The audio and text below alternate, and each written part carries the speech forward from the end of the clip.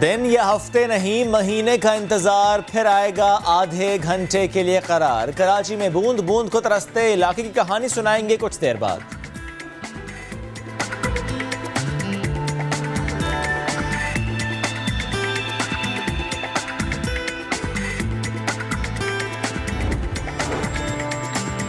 इल्जाम तराशियां और एहतजाज, बिजली पानी समेत मसाइल में घिरे अवाम के लिए कौन उठा रहा है किस प्लेटफॉर्म पर आवाज, आज हम आपको बताएंगे तफसील के साथ।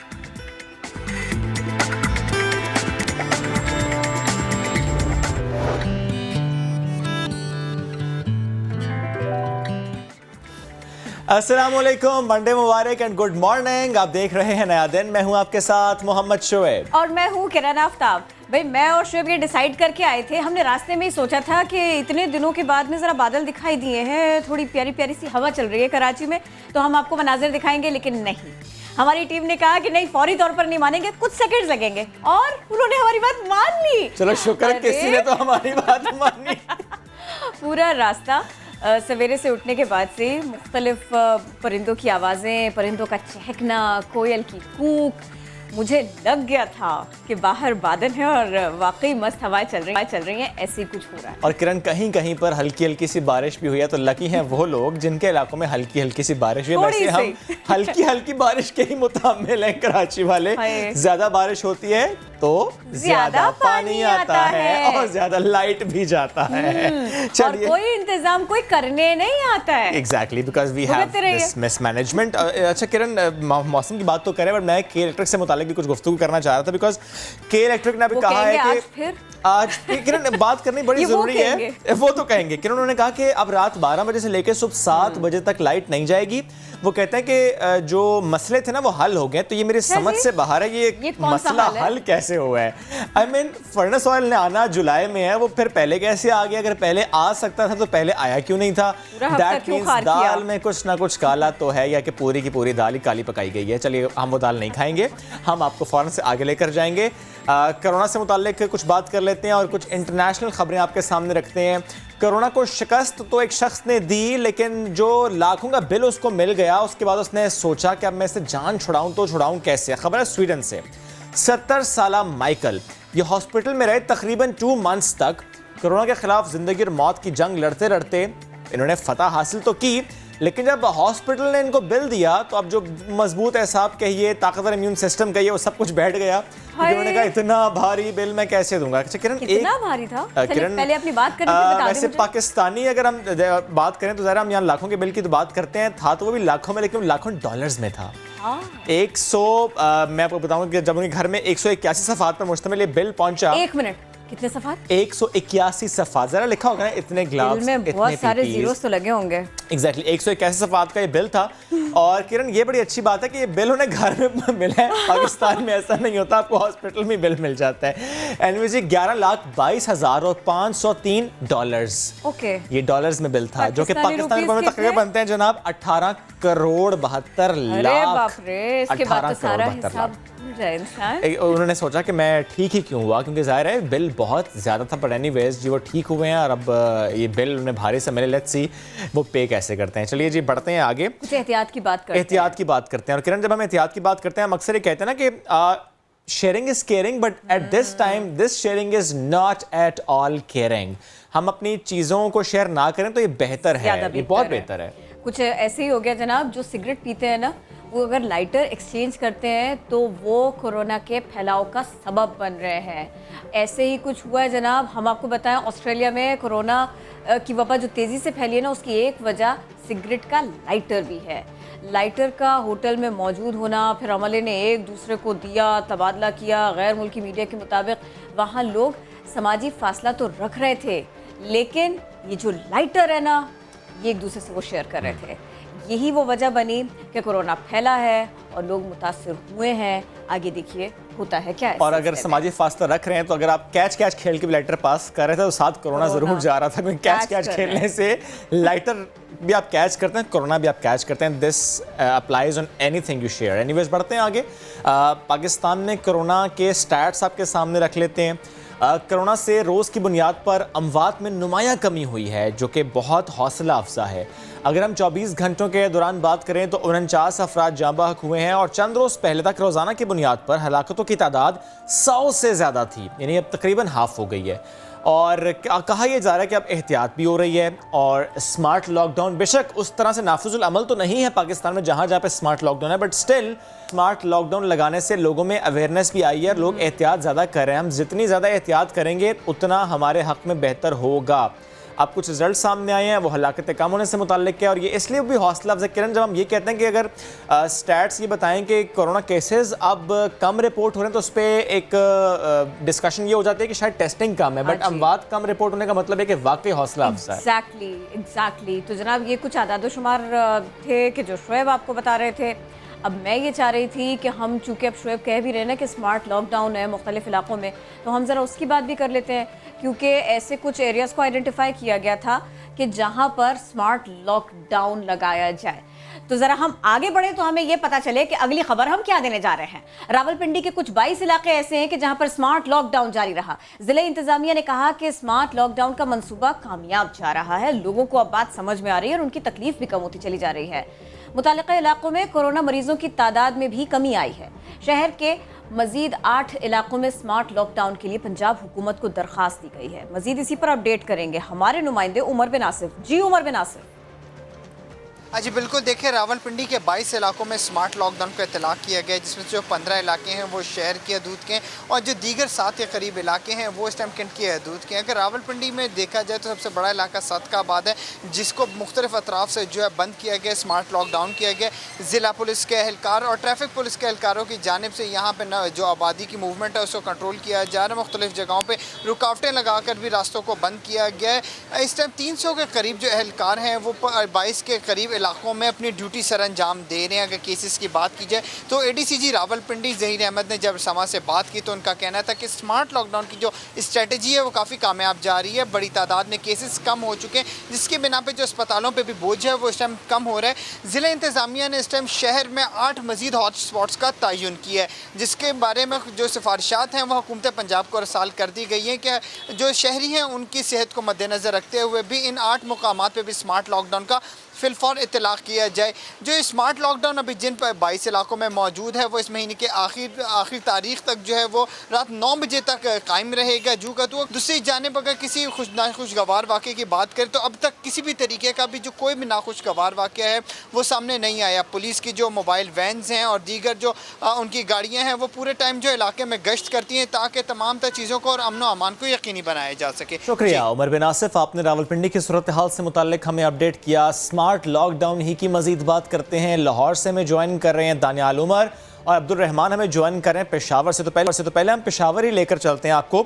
अब्दुल रहमान, स्मार्ट लॉकडाउन पेशावर में और ज़ाहिर है केपी के और मुख्तलिफ इलाकों में वाकई इसके रिजल्ट्स नज़र आना शुरू हो गए हैं। अब जिस तरह हम देखते हैं कि केसेस की तादाद में कमी आई है, जब हम पेशावर की बात करते हैं, जब हम केपी की बात करते हैं, हम ये भी कहते हैं कि जो पहले केसेस रिपोर्ट हो रहे थे अब कम हो रहे हैं, वो चाहे न्यू गाइडलाइंस के बाद ही सही बट कम रिपोर्ट हो रहे हैं। ये तो अपनी जगह, बट स्मार्ट लॉकडाउन, दो बातें, वाकई एक्चुअल स्मार्ट लॉकडाउन है और वाकई समरात नज़र आ भी रहे हैं?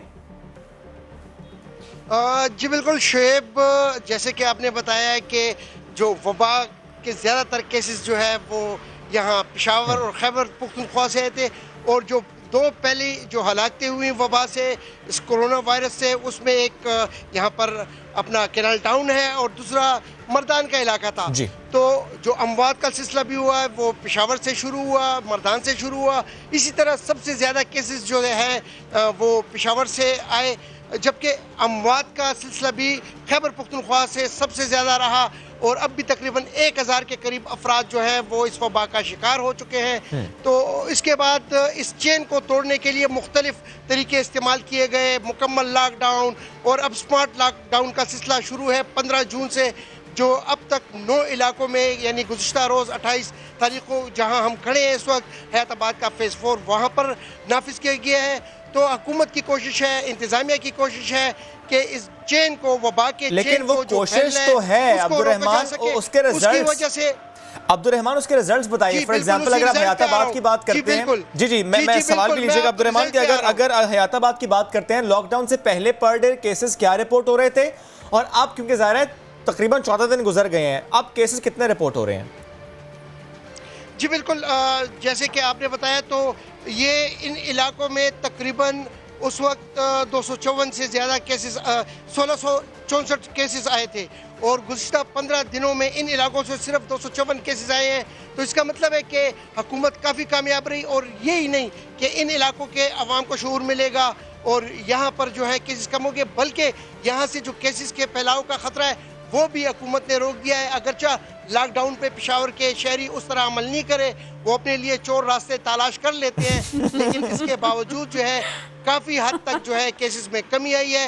यानी पहले इन इलाकों में 1664 केसेस और अब 254 केसेस इन 14-15 दिनों में आए हैं। जी ठीक है, दानियाल आप ज़रा बताइएगा हमें, एक तो ये कि लाहौर भर में स्मार्ट लॉकडाउन, उसकी सिचुएशन क्या है, दूसरे ये कि मौसम इतना अच्छा है, छतरी आपने भी पकड़ी हुई है, ऐसे में तो चोर रास्ते ढूंढना बनता है। जी बिल्कुल किरण, मौसम जो है वो बहुत अच्छा हो गया लाहौर का आज सुबह से ही, और मौसम जो है वो लग रहा है कि पहले बहुत ज्यादा गर्मी पड़ रही थी और गर्मी की वजह से जो है वो काफी परेशान थे लाहौरी। कोरोना के साथ साथ गर्मी की वजह से भी खासे परेशान थे, लेकिन बारिश की वजह से वो मौसम जो है वो बहुत अच्छा हो गया है। लेकिन कोरोना खत्म हुआ है या नहीं हुआ, ऐसा लग रहा है कि जो पॉजिटिव केसेस हैं उनमें अब एक डिक्लाइन आ रहा है, उनकी तादाद कम होती जा रही है, और शायद उसकी एक बड़ी वजह जो स्मार्ट लॉकडाउन है वो भी हो सकता है, क्योंकि लाहौर में जो केसेस रिपोर्ट हो रहे थे रोजाना की बुनियाद पर जो केसेस की तादाद है वो 1500, 1600, 1800 तक जा पहुंची थी। रोजाना की बुनियाद पे जो अमवात हो रही थी पंजाब के अंदर वो भी बहुत ज्यादा हो रही थी, यानी कि 82 अमवात, 86 अमवात तक भी रिपोर्ट हुई हैं। लेकिन अगर गुज़श्ता रोज की बात करें तो 17 अमवात जो है वो पंजाब में रिपोर्ट हुई हैं, जो ये चीज बताती है कि दानियाल रुक जाइए, थोड़ा सा ठहर जाइए। मैं ये जो डिक्लाइन है ना, इसी के ऊपर थोड़ी सी बात कर लेती हूँ। वज़ीर आज़म के मुआविन खुसूसी बराए सेहत डॉक्टर जफर मिर्जा हमको ज्वाइन कर चुके हैं। अस्सलाम वालेकुम सर, कैसे हैं आप? ये फरमाइएगा आप लोगों का जो स्ट्रेटेजी है आप लोगों की कि हम स्मार्ट लॉकडाउन करें, मुख्तलिफ हॉटस्पॉट्स को तलाश करें और फिर वहाँ पर थोड़ा सा लोगों को महदूद रखें ताकि कोरोना ना फैले। आप बताइए, आप लोग इसके समरात सामने आते नजर आ रहे हैं? सेटिस्फेक्शन है इस सिलसिले में आप लोगों को भी? जी शुक्रिया। स्मार्ट लॉकडाउन या हॉटस्पॉट्स की जो स्ट्रेटजी है जी, ये बेसिकली एक ऐसी स्ट्रेटजी है जो नेमुल बदल है एक जनरलाइज लॉकडाउन का। तो जब से हमने ये शुरू किया है, जहाँ जहाँ पे लॉकडाउन हुआ है वहाँ पे तो डेफिनेटली पॉजिटिव असरात हैं इसके, लेकिन ये कहना इस स्टेज के ऊपर कि इन स्मार्ट लॉकडाउन का पूरे मुल्क में जो ओवरऑल डिक्लाइन हो रही है उस पर कितना असर है, ये भी थोड़ा सा प्रीमेच्योर है, लेकिन यकीनन इसका पॉजिटिव असर होगा। सही। अच्छा डॉक्टर साहब, ये फरमाइएगा कि कोरोना एडवाइजरी ग्रुप के चेयरमैन लास्ट वीक हमारे शो में भी आए थे और उन्होंने जिस तरह गुफ्तगू की थी, आपने भी वो सुनी थी कि जितनी भी अद्वियात कोरोना से मुताल्लिक पाकिस्तान में इस्तेमाल हो रही हैं वो कहते हैं गैर मौसर हैं। इसके साथ साथ अगर हम देखें कि शरह अमवात में कमी हुई है तो ये फिर समझ से बाला तर है कि फिर हो क्या रहा है। यानी एक तरफ हम ये कहते हैं कि अद्वियात गैर मौसर हैं, दूसरी तरफ हम देख रहे हैं इट्स वेरी गुड कि शरह अमवात में कमी आई है, तो एक्चुअली हो क्या रहा है? हम इसको किस तरीके से ट्रीट कर रहे हैं कि शरह अमवात में कमी आई है? देखिए जी, ओवरऑल जब आप देखते हैं पूरी दुनिया में कोरोना वायरस के आउटब्रेक जिस मुल्क में हुए हैं, तो ये चौथे और पांचवा महीना जो होता है ना, उसमें कुछ डिक्लाइन या स्टेबिलिटी आ जाती है। Okay. ये एक अलग बात है कि उसके बाद एक स्पाइक्स भी आती हैं। अच्छा, लेकिन ये पाकिस्तान में हमारे जो तखमीना था उससे थोड़ा सा अर्ली हो रहा है ये सब कुछ, अगर ये ट्रेंड जारी रहता है तो। अब इसकी वजह क्या है? इसकी वजह बड़ी मल्टी फैक्टोरल हैं, यानी कि बहुत ज़्यादा अनासर हैं जो काम कार फरमा नज़र आते हैं। इसमें बहुत सारी चीज़ों में ये भी शामिल है कि यकीनन पिछले 3-4 माह में जो हमारे डॉक्टर्स हैं या जो अमला है जो निगहदाश्त कर रहे हैं क्रिटिकल पेशेंट्स की, उनका अपना तजर्बा बड़ा है, पेशेंट केयर बेहतर हुई है, इसलिए पेशेंट आउटकम्स भी बेहतर हो रहे हैं। दूसरे ये कि जो अद्वियात का आप कह रहे हैं, कुछ अद्वियात यकीनन असर करती हुई नजर आ रही हैं, लेकिन ये अपनी जगह पे बात दुरुस्त है कि हमारे पास कोई 100% मौसर दवा जो इसके लिए बनाई गई हो कोरोना वो तो ज़ाहिर नहीं है कि पेशेंट टू पेशेंट वेरी करता है कि कौन सी दवा आपने देनी है, but at the same time sir कोई ऐसी दवा है जिसके बारे में हम कह सकते हैं कि इसकी वाकई बहुत अच्छे नताइज हैं, वो चाहे रेमडेसिविर है, वो चाहे एक्टेमरा है, चाहे डेक्सामेथासोन है, कोई एक दवा? जी, डेक्सामेथासोन के बारे में जी ये जो ऑक्सफोर्ड यूनिवर्सिटी की जो रिसर्च आई थी उसमें ये कहा गया था कि 1/3 मरीजों के अंदर मोर्टेलिटी जो है यानी कि अमवात में 1/3 कमी उन्होंने इसका मुशाहिदा किया था, तो ये भी फैक्टर हो सकता है। लेकिन ये भी मैं बताता चलूं जी जी तो क्योंकि डेक्सामेथासोन एक स्टेरॉइड है तो स्टेरॉइड तो ऑलरेडी पहले यूज हो भी रहे थे पाकिस्तान में, ओके, वो दूसरे स्टेरॉइड यूज हो रहे थे और उनके रिजल्ट्स अच्छे आ रहे थे सर। और रेमडेसिविर है, इनकी भी अपनी अपनी असरियत है, लेकिन वो के बड़ी महदूद है। सर मुझे ये बताइएगा कि जब हम रेमडेसिविर से मुतालिक बात करें, हम एक्टेमरा से मुतालिक बात करें, क्योंकि ज़ाहिर है ये ट्रायल बेसिस पर दवाइयाँ इस्तेमाल हो रही हैं और कुछ हॉस्पिटल्स में ही एक्टेमरा फॉर एग्जांपल जो है वो इस्तेमाल होने की इजाज़त है, तो ऐसे में अगर कोई शख्स खुद से इसको तलाश करता है तो ये मेरी समझ से बाहर है, कोई शख्स अपने पेशेंट के लिए दवा खुद से कैसे ढूंढ रहा है कि अगर हॉस्पिटल में ही लगनी है, ट्रायल पर लगनी है, डॉक्टर के प्रिस्क्रिप्शन के बाद लगनी है और हॉस्पिटल गवर्नमेंट ने प्रोवाइड की हुई है, तो फिर खुद से कोई मरीज का अटेंडेंट कैसे इस दवाई को ढूंढ रहा है?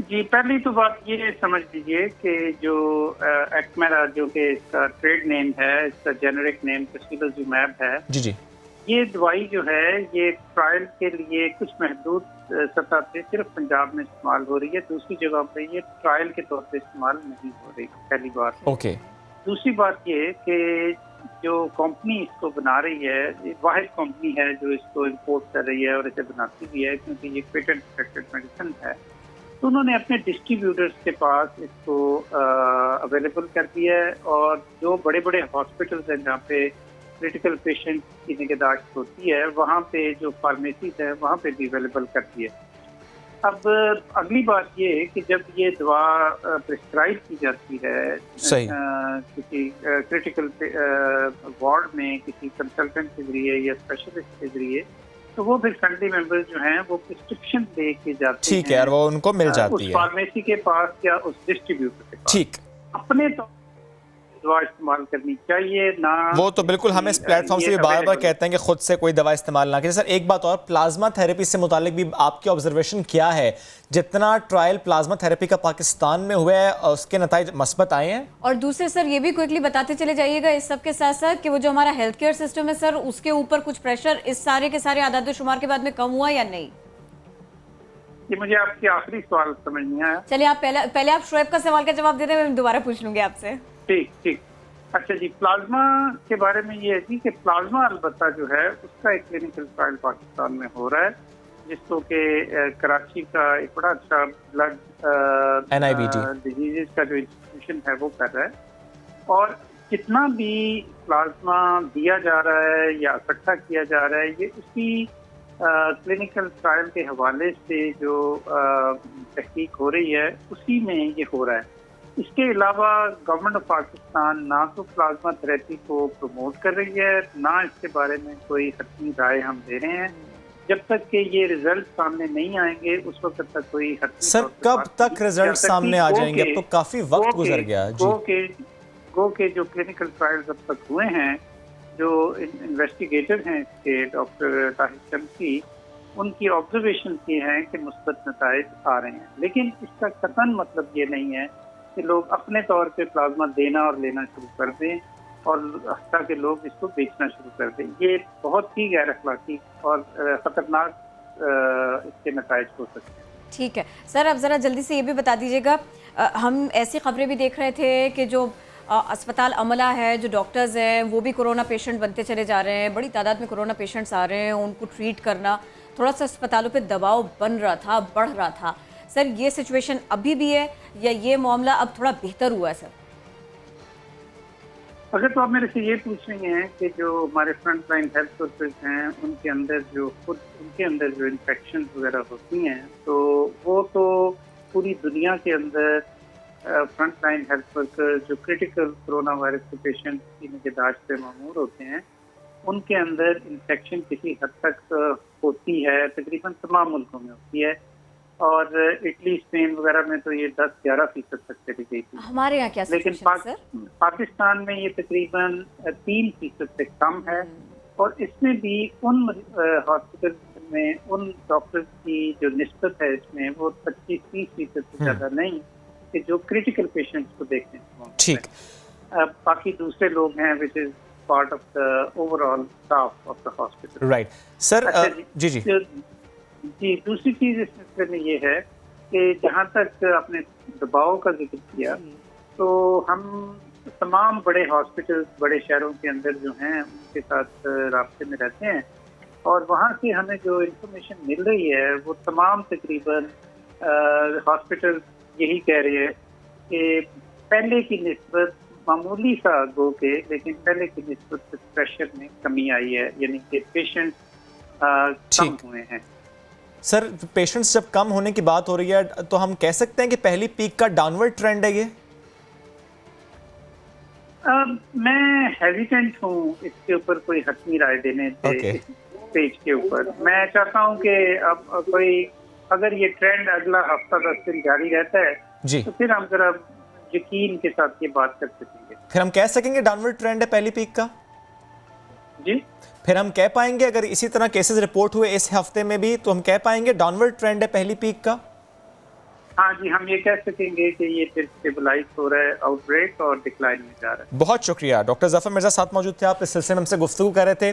दानियाल उमर क्योंकि साथ ही मौजूद हैं, उनसे बात कंप्लीट नहीं हुई थी। दानियाल, इससे पहले कि अपनी बात कंप्लीट करें, आप गुफ्तगू भी सुन रहे थे बिकॉज मैंने आपकी रिपोर्ट देखी कोरोना वॉरियर्स के पेज से मुताल्लिक जो जुरैस से आपने बात की थी, तो क्योंकि मेरा सवाल भी यही था कि प्लाज्मा से मुताल्लिक जब अभी हतमी बात नहीं हुई और गवर्नमेंट प्रमोट नहीं करी तो उस पेज पर प्लाज्मा से मुताल्लिक लोग कैसे कांटेक्ट करते हैं कि प्लाज्मा हमने डोनेट करना है, प्लाज्मा हमें चाहिए, जबकि सिर्फ ट्रायल पर है, कुछ हॉस्पिटल्स कर सकते हैं। जी बिल्कुल शोएब, अभी सिर्फ हालांकि एक ट्रायल प्रोसीजर है, लेकिन चूंकि जब किसी भी अपने प्यारे को जो है वो कोरोना वायरस होता है तो फिर जो उसके साथ उसके लवाहिकीन होते हैं, उसके रिश्तेदार होते हैं, घर वाले होते हैं, उनको ये होता है कि किसी भी तरीके से अगर तो पेशेंट की हालत तशवीशनाक है तो हम हर तरीका इस्तेमाल करें और उसको सेहतयाब करने की कोशिश करें, जिसके लिए प्लाज्मा भी एक ट्रायल है। टीवी पे जब चला तो प्लाज्मा मशहूर हो गया और उसके बाद जो है वो मुख्तलिफ अस्पतालों में, इसलिए लोग कोशिश करते हैं फिर उन कांटेक्ट किया जा सकता है जहां पर ये ट्रायल जारी है। बेहद शुक्रिया दानियाल, साथ मौजूद थे आप। अब्दुर्रहमान, आपने भी साथ दिया। दानियाल को आपने बादलों में खड़ा किया हुआ है, अब्दुर्रहमान को आपने धूप में खड़ा किया हुआ है। अगर तो आप मुझसे ये कह रहे हैं कि मैं इस पे ज्यादा बात करूं तो मैं नहीं करूंगी क्योंकि मुझे ब्रेक लेना है। मैं आपकी फौरन बात मानूंगा, एक ब्रेक लेते हैं, वापस आते हैं।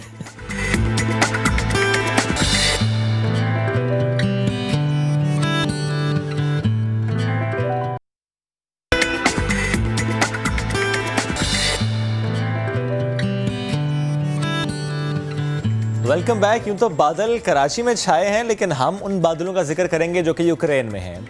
यूक्रेन में दिखाई देने वाला एक अजीबो गरीब बादल, इसकी तस्वीर सोशल मीडिया पर वायरल हुई, जिसे अक्सर लोगों ने एटमी धमाके की वजह से बनने वाला बादल करार दिया है। उनके जैसा होता है जो एग्जैक्टली। और वैसे मतलब कहीं धमाका तो हुआ नहीं, इन्होंने करार कैसे दे दिया इसको?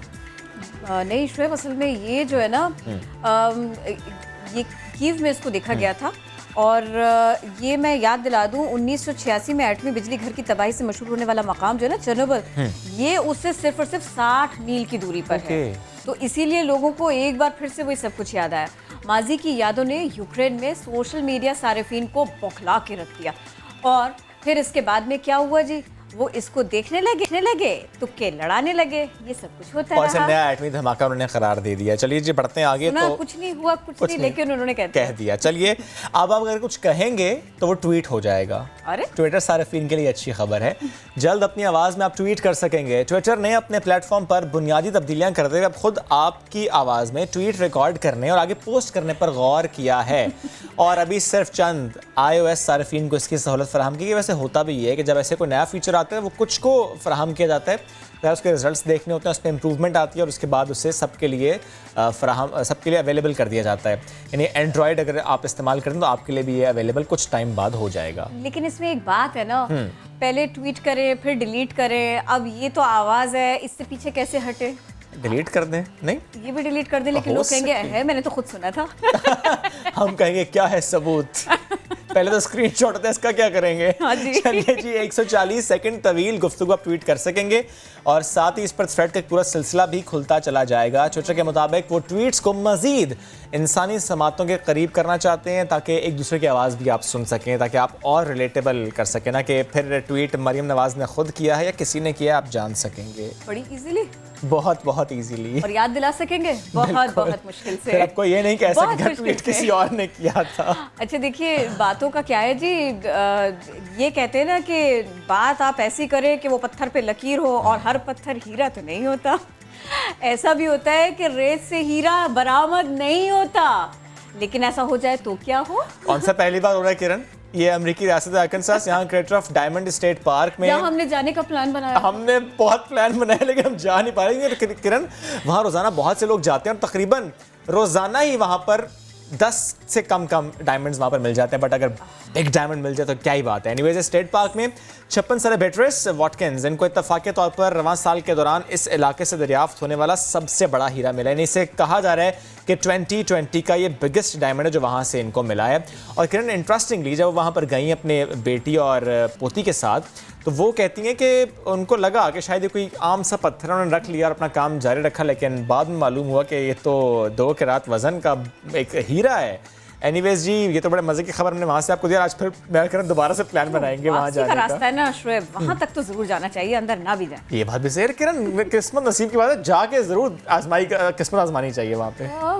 वो वापस आ जाए, वो जो आजमाइशों से हम और आप गुजर रहे हैं, जरा उसका तस्करा कर लेते हैं। जी, हम गुजर रहे हैं इस ऐसी आजमाइश से कि जिसका हमें समझ नहीं आ रहा कि कब उसका दी एंड होगा। ये हम कराचियाइट्स की बात करें, मसला एक नहीं है, जितना बड़ा शहर है मसले उतने ज़्यादा हैं। यानी पानी नहीं आता, और पानी क्यों नहीं आता?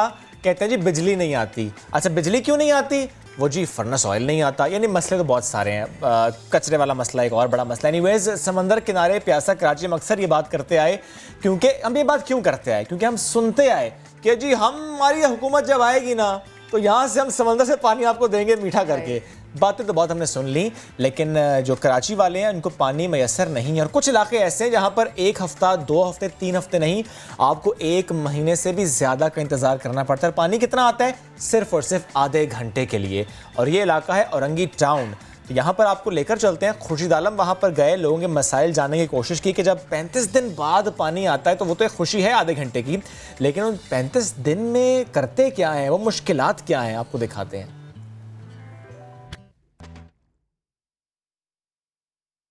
उनके इलाके गाजियाबाद में, ये वो इलाका है जहाँ पर पानी 32 दिन और 35 दिन के बाद आता है। अपनी मदद आपके तहत लोगों ने यहाँ पर एक हैंडपम्प लगवाया था, लेकिन वो ख़राब हो चुका है। यहाँ के लोग पानी के बगैर कैसे गुजारा करते हैं, जानते हैं उनके मसाइल उन्हीं की ज़बानी।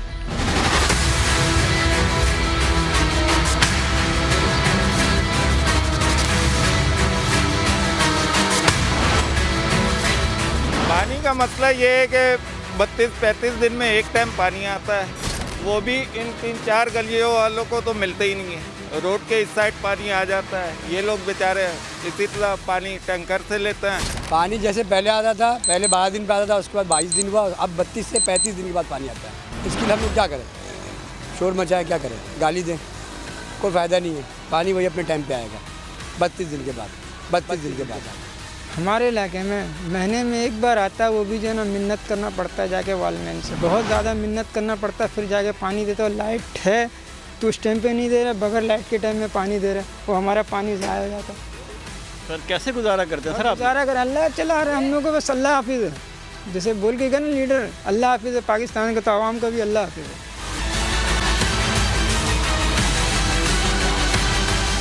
हुकूमत से क्या कहे भाई, जब हुकूमत को अपने ज़रूरत होती है तो आवाम से मांगता है कि आवाम माँ बहनों ये दे दो, वो कर दो, वोट दे दो, ये कर दो, तुम्हारे लिए ये करते, तुम्हारे लिए वो करते। वो हमारे लिए कुछ नहीं करता है, ना पानी तो देता ही नहीं है। हम लोग गरीब बंदा किराया पर रहते हैं भाई, 2200-2300 का पानी गिराता है, अभी भी पानी नहीं है। बताओ, बच्चों का काम नहीं, कहाँ से पानी गिराए? ये हुकूमत तो बड़ा बड़ा लंबा लंबा बातें करता कि ये करेंगे गरीबों के लिए, वो करेंगे, कुछ भी नहीं करता भाई वो। कराची के मुख्तलिफ इलाके पानी से महरूम हैं। लोगों ने अपनी मदद आप के तहत जो हैंडपम्प लगाए वहाँ से खारा पानी आता है, लेकिन अगर आप फ़ोन करें तो टैंकर सर्विस हाजिर है। सवाल ये है कि मेरे नल से आने वाला पानी अगर मुझे टैंकर के ज़रिए मिलता है तो ऐसा क्यों है? क्या इस सवाल का जवाब हमारे वज़ीर बल्दिया देना पसंद फरमाएंगे? कैमरामैन मोहसिन अली के साथ खुर्शीद आलम, समा, कराची। तो एक तरफ कराची के शहरियों के लिए पानी नहीं और दूसरी तरफ बिजली भी नहीं। के इलेक्ट्रिक ने दावा किया था जी कि इस शदीद तरीन गर्मी में बदतरीन लोड शेडिंग से सारिफीन की जान छूट जाएगी। बिजली की बंदिश का दौरानिया 16 घंटे तक जा पहुंचा था, ये भी हुआ था। फिर के इलेक्ट्रिक ने हफ्ते तक बेहतरी के दावे किए थे, फिर यू टर्न भी ले लिया। अब कह रहे हैं जी फर्नेस ऑयल की सप्लाई तक थोड़ा टाइमिंग का ख्याल रख लेंगे। इसी सब के ऊपर बात कर लेते हैं। समा के नुमाइंदे सऊद बिन मुर्तज़ा हमारे साथ हैं। सऊद बिन मुर्तज़ा, ये कह रहे थे कि कुछ बेहतरी लाएंगे, अभी भी लोड शेडिंग वैसे ही हो रही है, कोई बेहतरी नहीं है।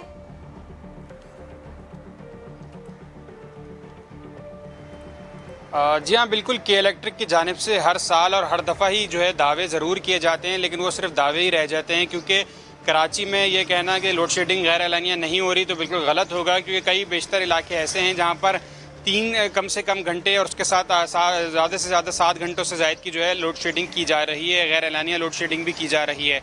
और ऐसे में जब शहरियों से पूछते हैं तो वो कहते हैं कि उनको ये बोल दिया जाता है कि इलेक्ट्रिक की जानिब से कि बिल जो है नहीं भरे जाते, और जिस पर उनका ये कहना है शहरियों का कि इजाफी बिल जो है हर दफ़ा हर महीने भेजे जा रहे हैं और उसके बावजूद जो बिजली है वो नहीं आती।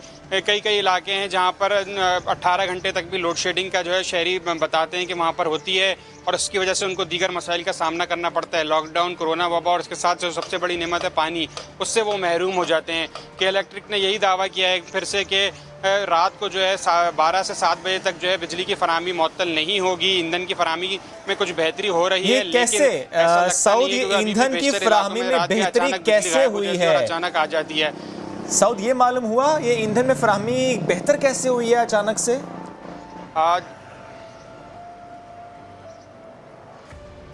जी हाँ, बिल्कुल। जिस तरह से के इलेक्ट्रिक ने ये गुज़िश्ता दिनों ये भी दावा किया था कि और बिजली में जो है 2 रोज़ में जो है बेहतरी आ जाएगी, इतवार के रोज़ से, वो हमने गुज़िश्ता रोज़ भी देखा था कि कोई ऐसा बेहतरी नहीं आई थी। उसी तरह एक बयान लगता है कि दे दिया गया है कि ईंधन में बेहतरी। ये सिर्फ बयान है और इसके अलावा और बहुत से मैसेजेस भी हैं जो कि अभी से सारे शुरू हो चुके हैं कि हिफाजती इक़दाम के पेश नज़र आपके इलाके की बिजली बंद की जा रही है। ये अभी सुबह सुबह मैसेजेस आए हैं कुछ सारिफीन को, जो कि मैं आपसे शेयर कर रहा हूँ, क्योंकि कराची में इस वक्त बारिश का मौसम है। बारिश से पहले के इलेक्ट्रिक ने हिफाजती तौर पर बिजली की बंदिश की है। चलिए सऊद बिन मुर्तज़ा, आपने इस सिलसिले में हमें अपडेट किया, बेहद शुक्रिया। आपसे कहीं ज्यादा वेदर फोकस पर इन लोगों की नजर होती है। बिल्कुल, तो वेट कर रहे होते हैं ना, जरा से बादल आए, बारिश की एक बूंद से पहले ही हम लाइट को जो है ना कह दें गुड बाय। एनीवेज बढ़ते हैं आगे, कराची के मसाइल पर हम बात करेंगे। मैं सईद गनी साहब ने ज्वाइन किया है, वज़ीर तालीम सिंध है। सर बहुत शुक्रिया आपके वक्त का। सर MKM से मुताल्लिक सिंध हुकूमत ने शिकवा किया है, वो कहते हैं कि कोरोना मुतासरीन का ख्याल नहीं रखा जा रहा है MKM की तरफ से, बल्दियाती नुमाइंदों की तरफ से, यानी मेयर कराची की तरफ से। लेकिन सर मेयर कराची साहब की अगर हम बात करें तो वो तो ये कहते हैं, और वो कहते आए हैं आज से नहीं, वो 2-3 माह से कहते आए हैं कि जो हॉस्पिटल्स हैं जो कि उनके मातहत हैं उनको सपोर्ट नहीं किया जा रहा सिंध गवर्नमेंट की तरफ से। दैट इज़ द रीज़न कि वो लेट हुए। अब तो खैर एक आबासी क्षेत्र अस्पताल में उन्होंने सिस्टम क्रिएट कर लिया, बट वो कहते आए, वो शिकवा करते हैं कि सिंध हुकूमत ने ताउन नहीं किया। सर ताउन आप नहीं करते, इल्ज़ाम उन पर लगाते हैं। देखिए, MQM से कोरोना मुतासरीन का शिकवा ना करने की बात कोई इस तरह से तो हमने नहीं कही, लेकिन कम से कम ये ज़रूर है कि MQM ने असम्बली के अंदर इस वक्त जो बजट की प्रोसीडिंग्स थी उसका बायकॉट किया। खैर उसकी वजूहत वो जो भी बताएं, उसके बाद इन्होंने जो बाहर अपना एक कैंप लगाया, और उस कैंप में भी आपने अगर देखा हो, आपके कैमरामैन भी यकीनन वो मौजूद थे, जिस अंदाज से लोग वहाँ इकट्ठे हुए वो कोई मौजूदा हालात में मुनासिब बात नहीं थी। MQM ने जब कोरोना का सिलसिला शुरू हुआ तो बड़ी जिम्मेदारी का मुजाहरा किया था, और बड़े बेहतर तरीके से उन्होंने सिंध हुकूमत के जो इक़दाम थे उन पर कभी कभी तनकीद भी की, लेकिन कभी भी उन्होंने चीज़ों को ख़राब करने की कोशिश नहीं की। लेकिन अभी पिछले 3 दिन जब तक वो एहतजाज पे रहे, उससे ये महसूस हुआ कि वो शायद जो बुनियादी तकाज़े हैं, जो SOPs हैं, उसको वो फॉलो नहीं कर रहे। सर साथ रहिएगा हमारे साबिक कमिश्नर कराची रहनुमा MQM जावेद हनीफ साहब हमको ज्वाइन कर रहे हैं, वेलकम करते हैं आपको। ये फरमाइएगा, अभी सईद गनी साहब भी ये कह रहे थे, पीपल्स पार्टी का यही कुछ बयानात, कुछ यही स्टेटमेंट सामने आ रही है कि MQM कराची की सड़कों के बजाय वफाक के सामने एहतजाज करे, ये क्यों नहीं कर रहे? क्या कहेंगे इस तनकीद के ऊपर आप?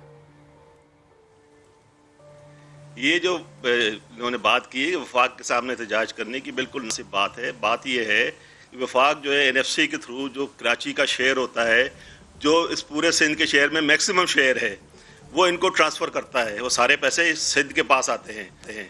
हमारा जो राइट है, सबसे पहले सिंध के रिसोर्सेज जो हैं उसके ऊपर हमारा राइट है, क्योंकि जो भी टैक्स कलेक्ट होता है कराची से या सिंध से, जो भी टैक्स कलेक्ट होता है वो सारा जब वफाक के पास जाता है तो NFC अवार्ड के तहत जो इसके इंडिकेटर्स हैं उसके तहत अगर हम कराची का शेयर अलग करें तो इनको 760 बिलियन रुपए इस साल मिलने हैं सर। उसमें से 400 बिलियन रुपए कराची का शेयर बनता है अगर हम कराची को अलग कर दें उसके साथ से। तो अगर हम ये बात कहें कि पहले आप 400 बिलियन हमें दे दें, वफाक से भी हमारा गिला अपनी जगह पर है, क्योंकि वफाक भी हमारे पास से बहुत सारे रिसोर्सेज लेके जाता है, यही और तो उनको भी खास तौर पे तवज्जो देनी चाहिए। सर वफाक से गिला करना चाहिए ये क्योंकि ज़ाहिर है it's not about anti PTI, it's about not about anti government, it's about anti bad government, anti bad governance. मुझे सर ये बताइएगा, जब पीपल्स पार्टी के दौरे हुकूमत में आप ज़रा उनके इत्तेहादी रहे उस वक्त, और जब उन्होंने पेट्रोल प्राइस बढ़ाई तो आप लोगों ने एहतजाज किया, साथ छोड़ा। ये फैसला अब क्यों नहीं हो रहा? अब भी तो पेट्रोल प्राइस बढ़ी है, अब क्यों साथ नहीं छोड़ती MQM? देखिए ये जो बात है कि ये टिट फॉर टैट वाली सिचुएशन नहीं होती है, हर किस्म की सिचुएशन के अंदर नई सिचुएशन होती है। अच्छा। अब इस वक्त हम गवर्नमेंट के साथ बैठे हैं, ये जो इन्होंने इस वक्त जो प्राइसेस बढ़ाई हैं उसमें हम शामिल नहीं थे इनके साथ। हम मेरी बात जरा काइंडली सुन लें, हमने जो इसके साथ शामिल नहीं थे, और हम उनके साथ जो है हम इन नेगोशिएशन है, हमने मजम्मत भी की है और हमने ये भी कहा है कि उसको वापस लें। अभी तो ये है कि चीज़ें प्रोसेस के अंदर है, बातचीत कर रहे हैं। अगर कोई ऐसी सिचुएशन डेवलप होती है जहाँ पर हम समझते हैं कि कराची के अवाम के मफाद में, इस मुल्क के अवाम के मफाद में अगर हुकूमत से बाहर निकलना ज़रूरी हो तो हम वो भी करने के तैयार हैं। ये सोच रहे हैं ये आप लोग सोच रहे हैं या इसके ऊपर बिल्कुल आपका आज़म जो है ना वो बिल्कुल पक्का है कि अगर ऐसा होगा तो हम निकल जाएंगे? देखिए MQM जो है अवाम की सियासत करती है, अवाम के मफादात की सियासत करती है। अवाम का मफाद जो हमें मुकद्दम है। जब अवाम के मफाद की बात आएगी तो हम हर किस्म का एक्शन लेने को तैयार हैं। कोई के नाम है हम गवर्नमेंट में इसलिए नहीं बैठे हैं कि जी हमें किसी किस्म की उनसे मफादात चाहिए। हम इसलिए वहाँ बैठे हैं कि उनसे कराची के और हम अपने अवाम के मफादात के लिए काम लें। अगर हम ये समझेंगे किसी दिन, और जैसे हमने पहले किया भी, हमने अगर कभी समझा कि हम इस चीज़ में नाकाम हो रहे हैं, अपने लोगों के मफादात के लिए काम नहीं कर पा रहे हैं, तो हम निकल भी सकते हैं। कोई ऐसी बात नहीं है, क्योंकि हमारे ज़ाती मफादात किसी के भी कोई नहीं है इसके अंदर। और ये पेट्रोल प्राइस की बात मैं कर रही हूँ बिलखुसूस, इसके ऊपर मुझे ज़रा 2-3 जुमलों में आप बता सकते हैं MQM की सोच क्या है? पहले नहीं मिल रहा था जब सस्ता था, अब मिलने लग गया जब महंगा हो गया। देखिए ये बड़ा अनफॉर्चुनेट है कि जब इन्होंने रिलीफ दिया तो ये मैनेज नहीं कर सके कि रिलीफ अवाम तक पहुँचे, और जब रिलीफ अवाम तक नहीं पहुंचा उसके बाद इन्होंने बढ़ा दिए, तो अवाम सदमे के अंदर है। हम भी सदमे में, हमारे मिनिस्टर ने इसके ऊपर इसकी मजम्मत की है, उन्होंने कहा है कि हम हुकूमत से बात भी करेंगे इसके वापस लेने के लिए। तो अभी ये चीज़ें इन प्रोसेस हैं। अभी ये दो दिन के अंदर ये बातें तो नहीं होती हैं कि जनाब आप बैठ कर हुकूमत से निकल जाए। यानी आप लोगों को उस कंसल्टेशन का हिस्सा नहीं बनाया गया, और कंसल्टेशन का हिस्सा MQM नहीं थी? जी बिल्कुल ठीक है। और अभी आप एहतजाज करेंगे, इस पर बात करेंगे वफाकी हुकूमत से? हमने एहतजाज किया है, आपने शायद अमीन अल साहब का बयान नहीं देखा, उन्होंने बाकायदा एहतजाज किया। मजम्मत से आगे बढ़ेंगे तो फिर हम देखेंगे और बात करेंगे। सर ठीक है, इस पर आप कह रहे हैं, आप लोग बात कर रहे हैं। आई एग्री आप लोग ज़ाहिर है इस पर आप कह रहे हैं कि अवामी राय जो है उस वो मुकद्दम है और उस पर बात करेंगे। सर साथ रहिएगा, सैयद गनी साहब को भी शामिल गुफ्तगू करते हैं। उससे पहले हम उनसे बात करते हैं। सैयद गनी साहब, मैं चाह रहा था कि ज़रा मुझे कराची के मसाइल से मुतालिक बताइएगा कि यहाँ पर बिजली नहीं आ रही। इससे पहले साउद मुर्तज़ा भी हमें अपडेट कर रहे थे जो के इलेक्ट्रिक की तरफ से सिचुएशन है, और ज़रा जब बिजली नहीं आती पानी भी नहीं आता, अगर बारिश हो तो फिर ही आता है। पेट्रोल जो है वो बहुत महंगा हो चुका है और उससे मुतालिक ज़ाहिर है आप लोग भी बात करते आए, लेकिन बतौर अवामी नुमाइंदे अवाम को रिलीफ फराहम कैसे किया जा सकता है? यानी ठीक है कुछ मामलात विफाकी हैं, बट अवाम को रिलीफ तो आप लोगों ने देना है। सिंध की अवाम आपकी तरफ नजरें लगाकर बैठती है, कोई अच्छी खबर मिल सकती है सिंध के बासी को? कोई आस लगाए, कोई उम्मीद बांधे? देखिए, पेट्रोल की कीमत बढ़ने से बिल्कुल महंगाई होती है, इसमें कोई दूसरी राय नहीं है और तकरीबन तमाम चीज़ों पर इसका असर पड़ता है। लेकिन पेट्रोल की कीमत अगर कम भी हुई थी पाकिस्तान में 1-2 मरतबा अभी हालिया दिनों में, तो ओवरऑल जो आपका इन्फ्लेशन था वो बहुत ज़्यादा था। ये तो कोरोना की जब वबा आई है तो उसके बाद कुछ जो है वो इन्फ्लेशन नीचे आया, इसलिए कि ज़ाहिर है आपकी ओवरऑल पूरी जीडीपी और पूरी जो इकोनॉमी वो नीचे बैठी। लेकिन अदरवाइज़ अगर उससे पहले आप देखें तो शायद पाकिस्तान में पिछले कोई 20-25 वर्षों में इतना इन्फ्लेशन नहीं हुआ जितना पीटीआई के दौरे हुकूमत में हुआ था। तो ज़ाहिर है उसको हर शख्स ने महसूस भी किया और वो स्टेट बैंक की अपनी रिपोर्ट भी इस बात को साबित करती है। जो ब्यूरो ऑफ स्टैटिस्टिक्स के रिकॉर्ड्स आते हैं, जो डेटा आता है मुख्तलिफ अशिया की जो कीमतें और होती हैं मार्केट में उसको बताते हैं, उससे भी वो चीज़ साबित हुई। सूबाई हुकूमत के पास बिल्कुल आपने ठीक कहा कि महंगाई कंट्रोल करने के लिए एक मैकेनिज़्म मौजूद है, उस पर भी हम काम करते हैं और ये चूँकि रिपोर्ट चीज़ें नहीं होती लेकिन बहुत सारे मकामात पर जो डिप्टी कमिश्नर्स हैं, असिस्टेंट कमिश्नर्स हैं, मुख्तियार कार हैं, वो अपनी कार्रवाइयाँ करते रहते हैं। लेकिन जब महंगाई बेपनाह हो, हर सतह पर हो रही हो, हर चीज़ पे हो रही हो, तो ये बड़ा मुश्किल हो जाता है कि जो एडमिनिस्ट्रेशन की अपनी तादाद होती है, अफराद की जो काम करने वाले लोग होते हैं, वो हर जगह पर पहुंच सकें और इन चीज़ों को कंट्रोल कर सकें। कार्रवाइयाँ की हैं, जुर्माने का पूरा रिकॉर्ड मौजूद होता है, लेकिन मेरा ख्याल है कि ये तमाम चीज़ें मीडिया से उनको रोज़ाना शेयर भी करनी चाहिए कि रोज़ाना की बुनियाद पर कितने जो ऐसे लोग थे जो कीमत से ज़्यादा लोगों से पैसे वसूल कर रहे थे, उनके खिलाफ कार्रवाई की गई या कितना जुर्माना आयद किया गया, ये शेयर ज़रूर करना चाहिए। ठीक है, सईद गनी साहब की गुफ्तगू, ये सारी की सारी बात तो हमारे साथ थी, आपने बता भी दिया हमें। जावेद साहब, आप ज़रा फरमाइएगा, आप शहर की नुमाइंदा जमात, इस सिलसिले में अब ये बताइए कि आप आवाम के पास जाते हैं, उनसे बात करते हैं, उनके कंसर्न्स आप सुनते हैं, लोग आपसे शिकवे शिकायत ज़्यादा करते हैं, कन्विंस ज़्यादा दिखाई देते हैं? जी, लोगों को बहुत शिकवा है, ना सिर्फ हमसे शिकवा है बल्कि इस निज़ाम से, इस तमाम से, पीपल्स पार्टी से, हुकूमत से, तमाम जो अरबाब इख्तियार हैं, सबसे शिकवा है लोगों को। लोग बहुत हार्ड प्रेस्ड हैं, महंगाई अपनी जगह पर है, बिजली उनको नहीं मिलती, पानी उनके पास नहीं है, गटर उनके उबल रहे हैं, सड़कें उनकी सर, ये कुछ नया नहीं है, घर से निकलते ट्रांसपोर्ट उनके पास नहीं। ये मसाइल शुरू से इसलिए हैं कि कराची को कॉलोनी के तौर पर ट्रीट करते हैं जितने भी जो हुक्मरान बैठे हुए हैं यहाँ पर, जो हुक्मरान आए हुए कराची को ओन नहीं करते। कराची का पैसा कराची पे अगर लगा दे तो कराची तो कहां से कहां पहुंच जाए, और इतने बदनसीब लोग हैं अगर कराची का पैसा कराची पे लगाएं, कराची इनको और पैसे देगा। कराची का इंफ्रास्ट्रक्चर डेवलप करें, कराची के अंदर इंडस्ट्री को फ़रोग़ दें, कराची का बिजनेस को चलने दें। बिजनेस को तबाह कर रहे हैं ये लोग सारे, कराची की इंडस्ट्री को तबाह कर रहे हैं। आप जाके इंडस्ट्रियल एरिया का हाल तो देखें, वहाँ ट्रक नहीं चल सकता है इसके अंदर, ये पैसे लगाने को तैयार नहीं है शहर के अंदर। सर, तो अगर ये पैसे लगाएं शहर के अंदर, सर, अगर ऐसा हो जाए कि देगा इनको ये, अगर ऐसा, ठीक सर, अगर ऐसा हो जाए कि वफाकी हुकूमत जो मदद फराहम करती है सूबों को, और अगर कराची के पर्सपेक्टिव से हम इसको देखें, वो डायरेक्टली अगर बल्दियाती नुमाइंदों को पैसे दे, वो मेयर कराची को पैसे दे, तो चीज़ें हल हो सकती हैं। और ये अगर ऐसा है तो क्या इस पर बात हो रही है, अगर हो रही है तो किस लेवल पर है अभी? इसमें देखिए, ये जो सिस्टम है हमारा जो पाकिस्तान के संदर्भ में 3 टियर सिस्टम है, फेडरल गवर्नमेंट, प्रोविंशियल गवर्नमेंट और local government.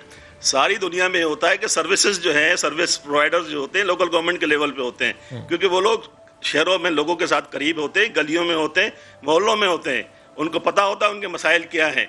Unfortunately peoples party की गवर्नमेंट ने, या इससे पहले भी जो गवर्नमेंट ने, किसी ने लोकल गवर्नमेंट सिस्टम को बनाने की जरूरत महसूस नहीं की, सिवाय एक जो दौर आया था मुशर्रफ का, जिसके अंदर नेमतुल्लाह साहब थे और क्या नाम है, हमारी जब ज़माना आया, आपने देखा होगा उस ज़माने में कि इफेक्टिव पॉलिटिकल सिस्टम जो था, effective power, political power, financial power जब ट्रांसफर हुई लोकल गवर्नमेंट को, तो शहर की सूरत बदल गई थी। इन्होंने आके फिर उसको तबाह कर दिया। हम तो हाल में रहते हैं और मुस्तकबिल की बात करना चाहते हैं कि मुस्तकबिल कैसा होगा। सर, बेहद शुक्रिया। ऐसा तो ना हो जैसा अब ये। बेहद शुक्रिया। जावेद हनीफ साहब साथ मौजूद है, अब सईद गनी आपने साथ दिया, बेहद शुक्रिया। वक्त है ब्रेक का, वापस आते हैं, स्टे विद अस।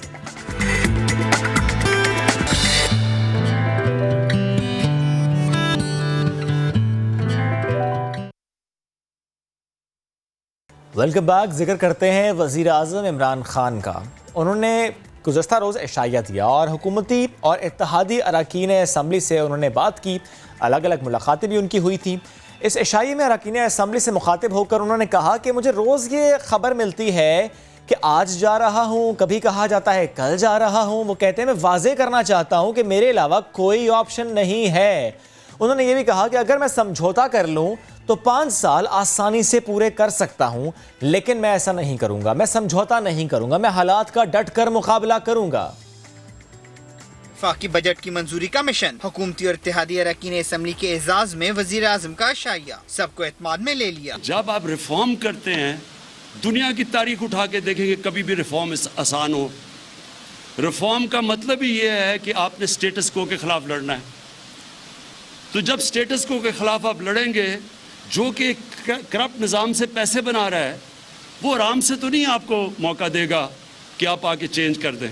खाने की मेज पर वजीर आजम का धुआंधार खिताब, कहा रोजाना नए मुहाज का मुकाबला कर रहा हूँ, हर सुबह खबर मिलती है, आज जा रहा हूँ, कल या परसों, हालात का डट कर मुकाबला करूँगा। पीपल्स पार्टी अपने नजरिए पर हटकर तबाह हुई, हम अपने नजरिए पर खड़े हैं, खड़े रहेंगे, पार्टी में कोई इख्तलाफ नहीं, सब मुत्तहिद हैं। हमारी गवर्नमेंट हम तब खत्म होंगे जब हम अपने नजरिए से पीछे हटेंगे।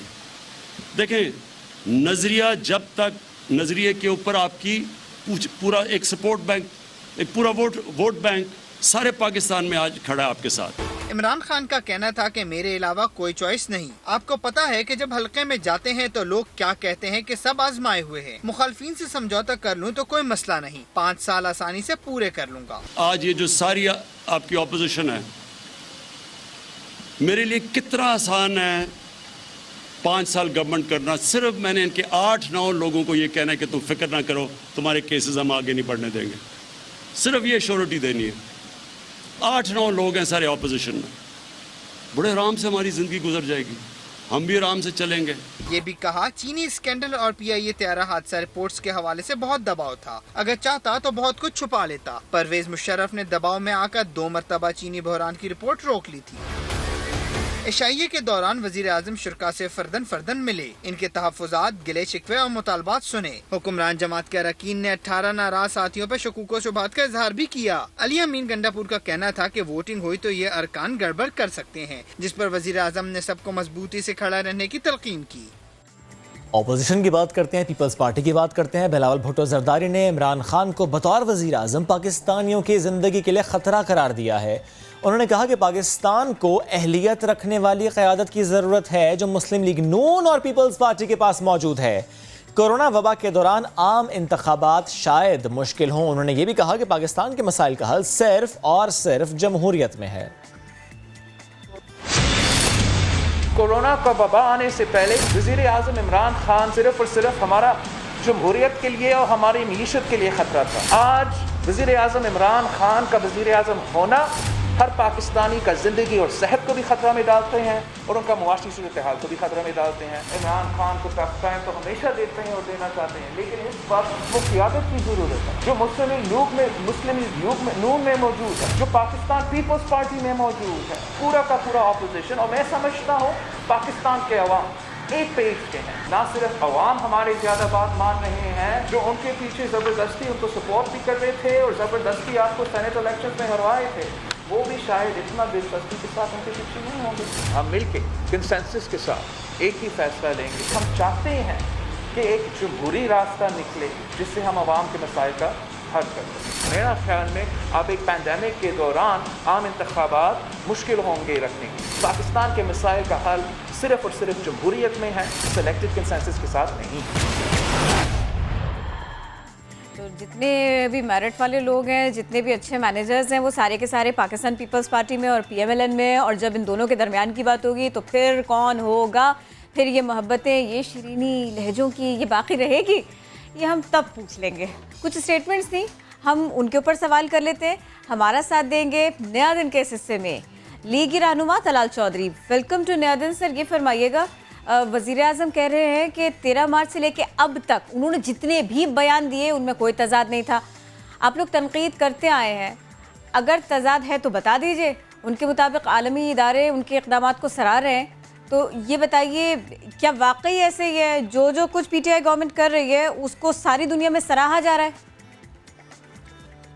देखिए, तजादात से तो भरी पड़ी है इमरान खान की जिंदगी भी, और इमरान खान की हर मामले पर बात जो है, कोई एक बात के बाद एक बयान के बाद दूसरा बयान उससे कभी मिला ही नहीं करता।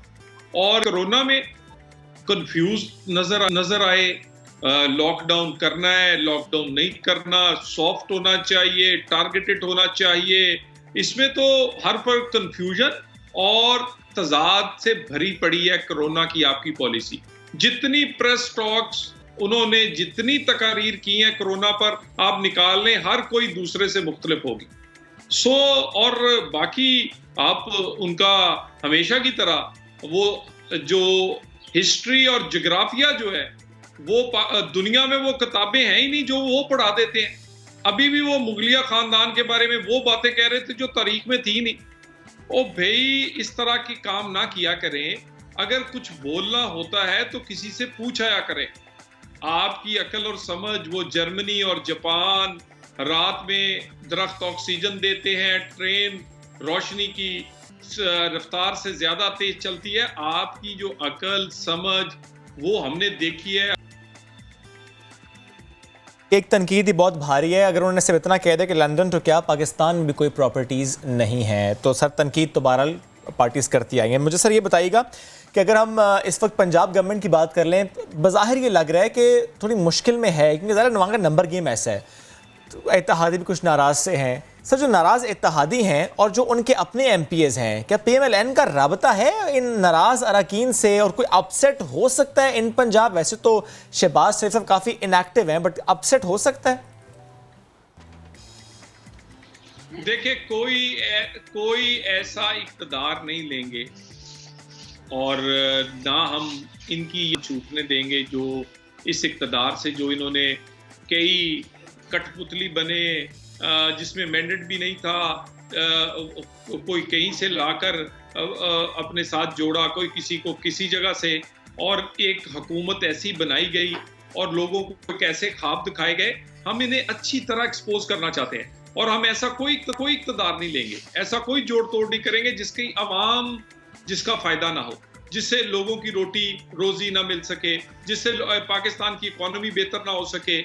हम ऐसा कोई हुकूमत इक़्तिदार लेने के हक में नहीं है और हम समझते हैं एक ही हल है इस मुल्क को बहरान से निकालने का, दोबारा इलेक्शन।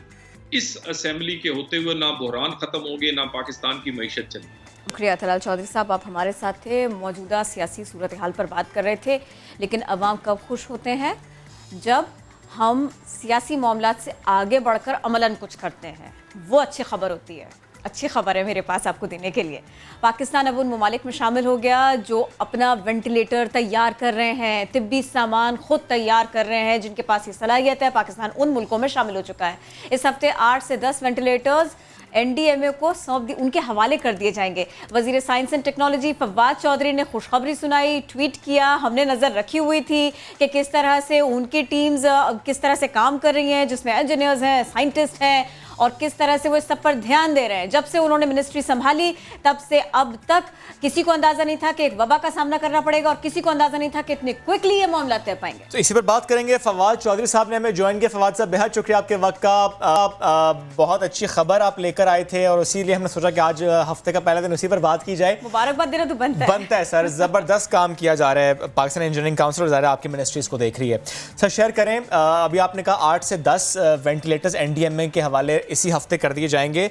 हम क्या उम्मीद रखें, हर हफ्ते ऐसा ही होगा? हर हफ्ते 8 से 10 वेंटिलेटर्स हवाले होंगे? अच्छा, सबसे पहले तो मैं समा टीवी का और आप दोनों का बड़ा शुक्रिया अदा करना चाहता हूँ। आपने शुरू से ही मेरा ख्याल है सबसे ज़्यादा एक्सटेंसिव कवरेज जो इन स्टोरीज को दी है वो आपके प्रोग्राम ने दी है और आपने दी है। So I am extremely grateful to you, क्योंकि पाकिस्तान में ज़्यादातर हमारे यहाँ होता यह है कि हम मीडिया जो है उसके ऊपर हम सोचते हैं कि नेगेटिविटी बिकती है, पॉजिटिविटी बिकती नहीं, तो इसलिए ज़्यादा लोग उसको करते नहीं। बट आई थिंक आप लोगों ने इसको कहते हैं ना टर्न द टाइड वाला हिसाब किया और आप लोगों ने इसको जो है बड़ी एक्सटेंसिव कवरेज दी और इसके लिए मैं, मेरी मिनिस्ट्री और हमारे सारे जो टीम है वो आपकी बड़ी शुक्रगुजार है। बात यह है कि ये देखिए जो मेडिकल इंजीनियरिंग है यानी ये जो मेडिकल इक्विपमेंट बनाना है ना, ये बड़ा पेचीदा काम है। सो असल ये वेंटिलेटर तो पाकिस्तान को अल्लाह करे हमें ज़रूरत ही ना पड़े और यहाँ पे जो है वो हमारे काबू में रहे और हम जो है, लेकिन इसका जो असल जो कामयाबी हुई है कि हम एक इंतहाई पेचीदा इंजीनियरिंग का जो एक शोबा है उसमें हमने कमाल हासिल किया। ये पाकिस्तान के अंदर एक हमने जो शुरू से एक कुछ अरसे से कह लें, स्पेशली 70s के बाद और 80s के बाद हमने ये किया कि हर चीज़ हम अपना स्टेथोस्कोप भी खुद नहीं बनाते, हम अपने ब्लड प्रेशर की मशीन भी खुद नहीं बनाते, हम सर्जिकल आलात हम एक्सपोर्ट करते हैं जो यहाँ पे, लेकिन वो बड़े बेसिक हैं और हम मशीन में नहीं गए। सो अब असल जो कामयाबी है कि हमने यहाँ पे एक मेडिकल इक्विपमेंट की एक पूरी नई इंडस्ट्री जो है उसकी बुनियाद रख दी है। आपके प्रोग्राम में बड़ी तफसील से हमने कई दफ़ा बात की है कि देखें, जब 26 तारीख को पहला केस आया था, हम अपना कुछ भी नहीं बना रहे थे, हम हर चीज़ इंपोर्ट कर रहे थे, चाहे वो मास्क हो, चाहे डॉक्टर्स के गियर हो, चाहे वो ग्लासेस हो, चाहे शील्ड्स हो। आज हम अल्हम्दुलिल्लाह हम शुरू हुए थे यहाँ से, आज हम अल्हम्दुलिल्लाह $100 मिलियन की एक्सपोर्ट कर रहे हैं। और अगर ये थोड़ी ब्यूरोक्रेसी हमारे साथ जो है वो ताउन करती और उस तरह से हमें जो है वो ताउन कर रही है ब्यूरोक्रेसी, ये अभी भी मसला है। ये एक मुस्तकिल जंग है जो जारी रहती है मुख्तलिफ फैक्शंस में। तो मेरे ख्याल में अब हम $300 मिलियन को टच कर चुके होते हैं अगर हमारे जो है फजूल पाबंदियां एक्सपोर्टर्स के ऊपर ना लगे। ये जंग जारी रहती है या आप मैदान कारज़ार में रहते हैं? आपके आसपास ऐसा माहौल रहता है उमूमन, चाहे आप किसी पोस्ट पर हो, किसी मनसब पर हो? देखें, बात यह है कि जब भी आप किसी एग्जिस्टिंग चीज को चेंज करने होते हैं ना, तो वहां पे फिर आपके डिफरेंट इंटरेस्ट ग्रुप्स भी होते हैं, लोग भी होते हैं, वो फिर अपनी अपनी एक कहानी चलती रहती है। और ये मुश्किल काम है फ्रैंकली। जब हमें पाकिस्तान में ना, हमें हर काम को तकमील तक पहुंचाने में इतनी रुकावटें हैं और इतना आपको ब्यूरोक्रेटिक सपोर्ट जो है वो फ्रैंकली इतनी नहीं मिलती है जितनी कि आपको चाहिए होती है काम करने के लिए। क्योंकि एक तो ये HR लेवल जो है ना हमारे बड़े नीचे हो गए हैं सियासी सिफारिशों से, इधर से। बहरहाल वो एक और कहानी है, उस पर डिस्कस करेंगे आज, चूंकि अच्छी बातें कर रहे हैं हम। इसी कहानी को भी मैं थोड़ा सा टच करना चाह रही थी। मैं चाह रही थी कि जब आपने ये मनसब संभाला तब से लेके अब तक, अगर आप चंद जुमले इसके ऊपर कह दें, नहीं बताइएगा वो बहुत कुछ जो आप नहीं आज डिस्कस करना चाह रहे, थोड़ा बहुत कुछ तो शेयर करें हमसे। नहीं, बड़ा मुश्किल है जी। मैं तो देखें, तीसरे महीने जाके मैंने पूरा रीस्ट्रक्चरिंग अपनी मिनिस्ट्री की दी, वहां से उसके बाद 4 महीने जो है वो एस्टेब्लिशमेंट ने और उन्होंने फाइनेंस वालों ने लगाए, उसके बाद ऊपर जाके फिर रिजेक्ट हो गया, फिर वापस आए। मैंने कहा मुझे आप बताइए, ये जो स्ट्रक्चर है ये है कि 1.5 लाख रुपया तनख्वाह महीने की और 50 साल मिनिमम एज है। अब मुझे आप बताइए, इसमें आप आजकल तो नौजवान लड़के लड़कियां ये काम करते हैं, आप 60-70 साल के लोग जो है लगा देंगे और 1.5 लाख रुपया तनख्वाह है। मुझे बताएं कहाँ से आप लोग लाएंगे?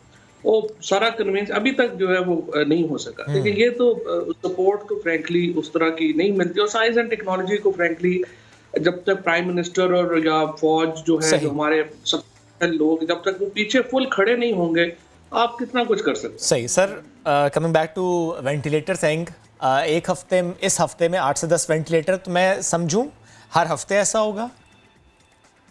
नहीं, ये तो सिर्फ फर्स्ट बैच है ना। अब तो 3 डिजाइन तकरीबन अपने आखिरी मराहिल में है। So actually we will surpass quite a few. मेरा ख्याल में शायद हम कुछ 100 हर हफ्ते बनाने के काबिल हो जाए, ऑक्सीजनेटर और वेंटिलेटर। ग्रेट। तो ये तो हमारी जो इसमें कैपेसिटी है वो काफी बढ़ जाएगी। और असल जरूरत जो है ना फ्रैंकली वो ऑक्सीजनेटर्स की है। ऑक्सीजनेटर्स भी हमारे आ रहे हैं। और मैं आपको मैंने बताया था, इन्हीं इंजीनियर्स ने अब अगला डिजाइन जो है वो डायलिसिस मशीन का भी तैयार कर लिया। तो अब इंशाल्लाह वो भी हमारा हेल्थ सिस्टम मोर इक्विप्ड होता चला जाएगा। और सर, आप लोग अच्छी तरह से इसको टेस्ट कर चुके हैं, खुदा ना खास्ता कहीं से ऐसा फीडबैक तो नहीं होगा कि ये मशीन उतनी उम्दा नहीं है कि जितना हमने सोचा, जिस हिसाब से इसको बनाया गया, खुदा ना खास्ता ऐसा तो नहीं होगा? नहीं, तो जो दुनिया में जो हेल्थ स्टैंडर्ड्स है ना वो काफी हद तक अब एक यूनिफॉर्म है। और जो भी मशीन बना के बाद तो जरा स्टैंडर्ड मीट हुए हैं तो इसकी अप्रूवल आई है। जी, वो आपको इंटरनेशनल स्टैंडर्ड पर ही बनानी पड़ती है। अब व्हाट अबाउट किट्स? किट्स जो है वो फाइनल हो गई हैं इंशाल्लाह ताला। हम इन अगले 2 दिनों में या 3 दिनों में उनका जो कमर्शलाइजेशन है वो साइन कर देगी यूनिवर्सिटी। तो इंशाल्लाह ताला उसके बाद हम अपनी जो पहली किट्स हैं, मुझे जो मैन्युफैक्चरर हैं उनका आना था कि हम 75,000 पहली किट्स जो हैं वो अपनी बनाकर हम विद इन 15 डेज जो है वो दे सकेंगे NDA में। सर, और लास्ट वीक रेमडेसिविर से मुतालिक भी खबर आई थी कि वो भी पाकिस्तानी कंपनी ने अब उसकी प्रोडक्शन कर दी है शुरू। शेयर कर सकते हैं इससे मुतालिक भी? जी जी, वो फ्रेंकली हेल्थ का एक जो है वो काम है, लेकिन वो एक ट्रू सन्स जो है उनको चूंकि लाइसेंस मिला है और उन्होंने उसका जो रॉ मटेरियल है वो यहाँ पे पाकिस्तान में भी बनता है और ये उन तजर्बाती दवाइयों में से एक है जिसके ऊपर इस वक्त काम जारी है। ठीक सर, अच्छा सर, ये तो हम ज़ाहिर बात इस वक्त कर रहे हैं वेंटिलेटर की, किट्स की, लेकिन मैं चाह रहा हूँ क्योंकि ज़ाहिर है आप सवाल जो भी करें आप जवाब दे देते हैं, तो आई एम श्योर इसका भी जवाब आप मुझे देंगे। सर 2 रोज़ बहुत तनकीद हुई पेट्रोलियम प्राइस के इंक्रीज़ होने पर, आपकी ज़ाती तौर पर राय क्या है? आप सपोर्ट करते हैं इस फैसले को कि जब पेट्रोल प्राइस से ज़्यादा का टैक्स गवर्नमेंट वसूल कर रही हो तो सर तनकीद की जा रही है और बहुत ज़्यादा तनकीद की जा रही है इमरान खान साहब पर, पाकिस्तान तहरीक इंसाफ पर?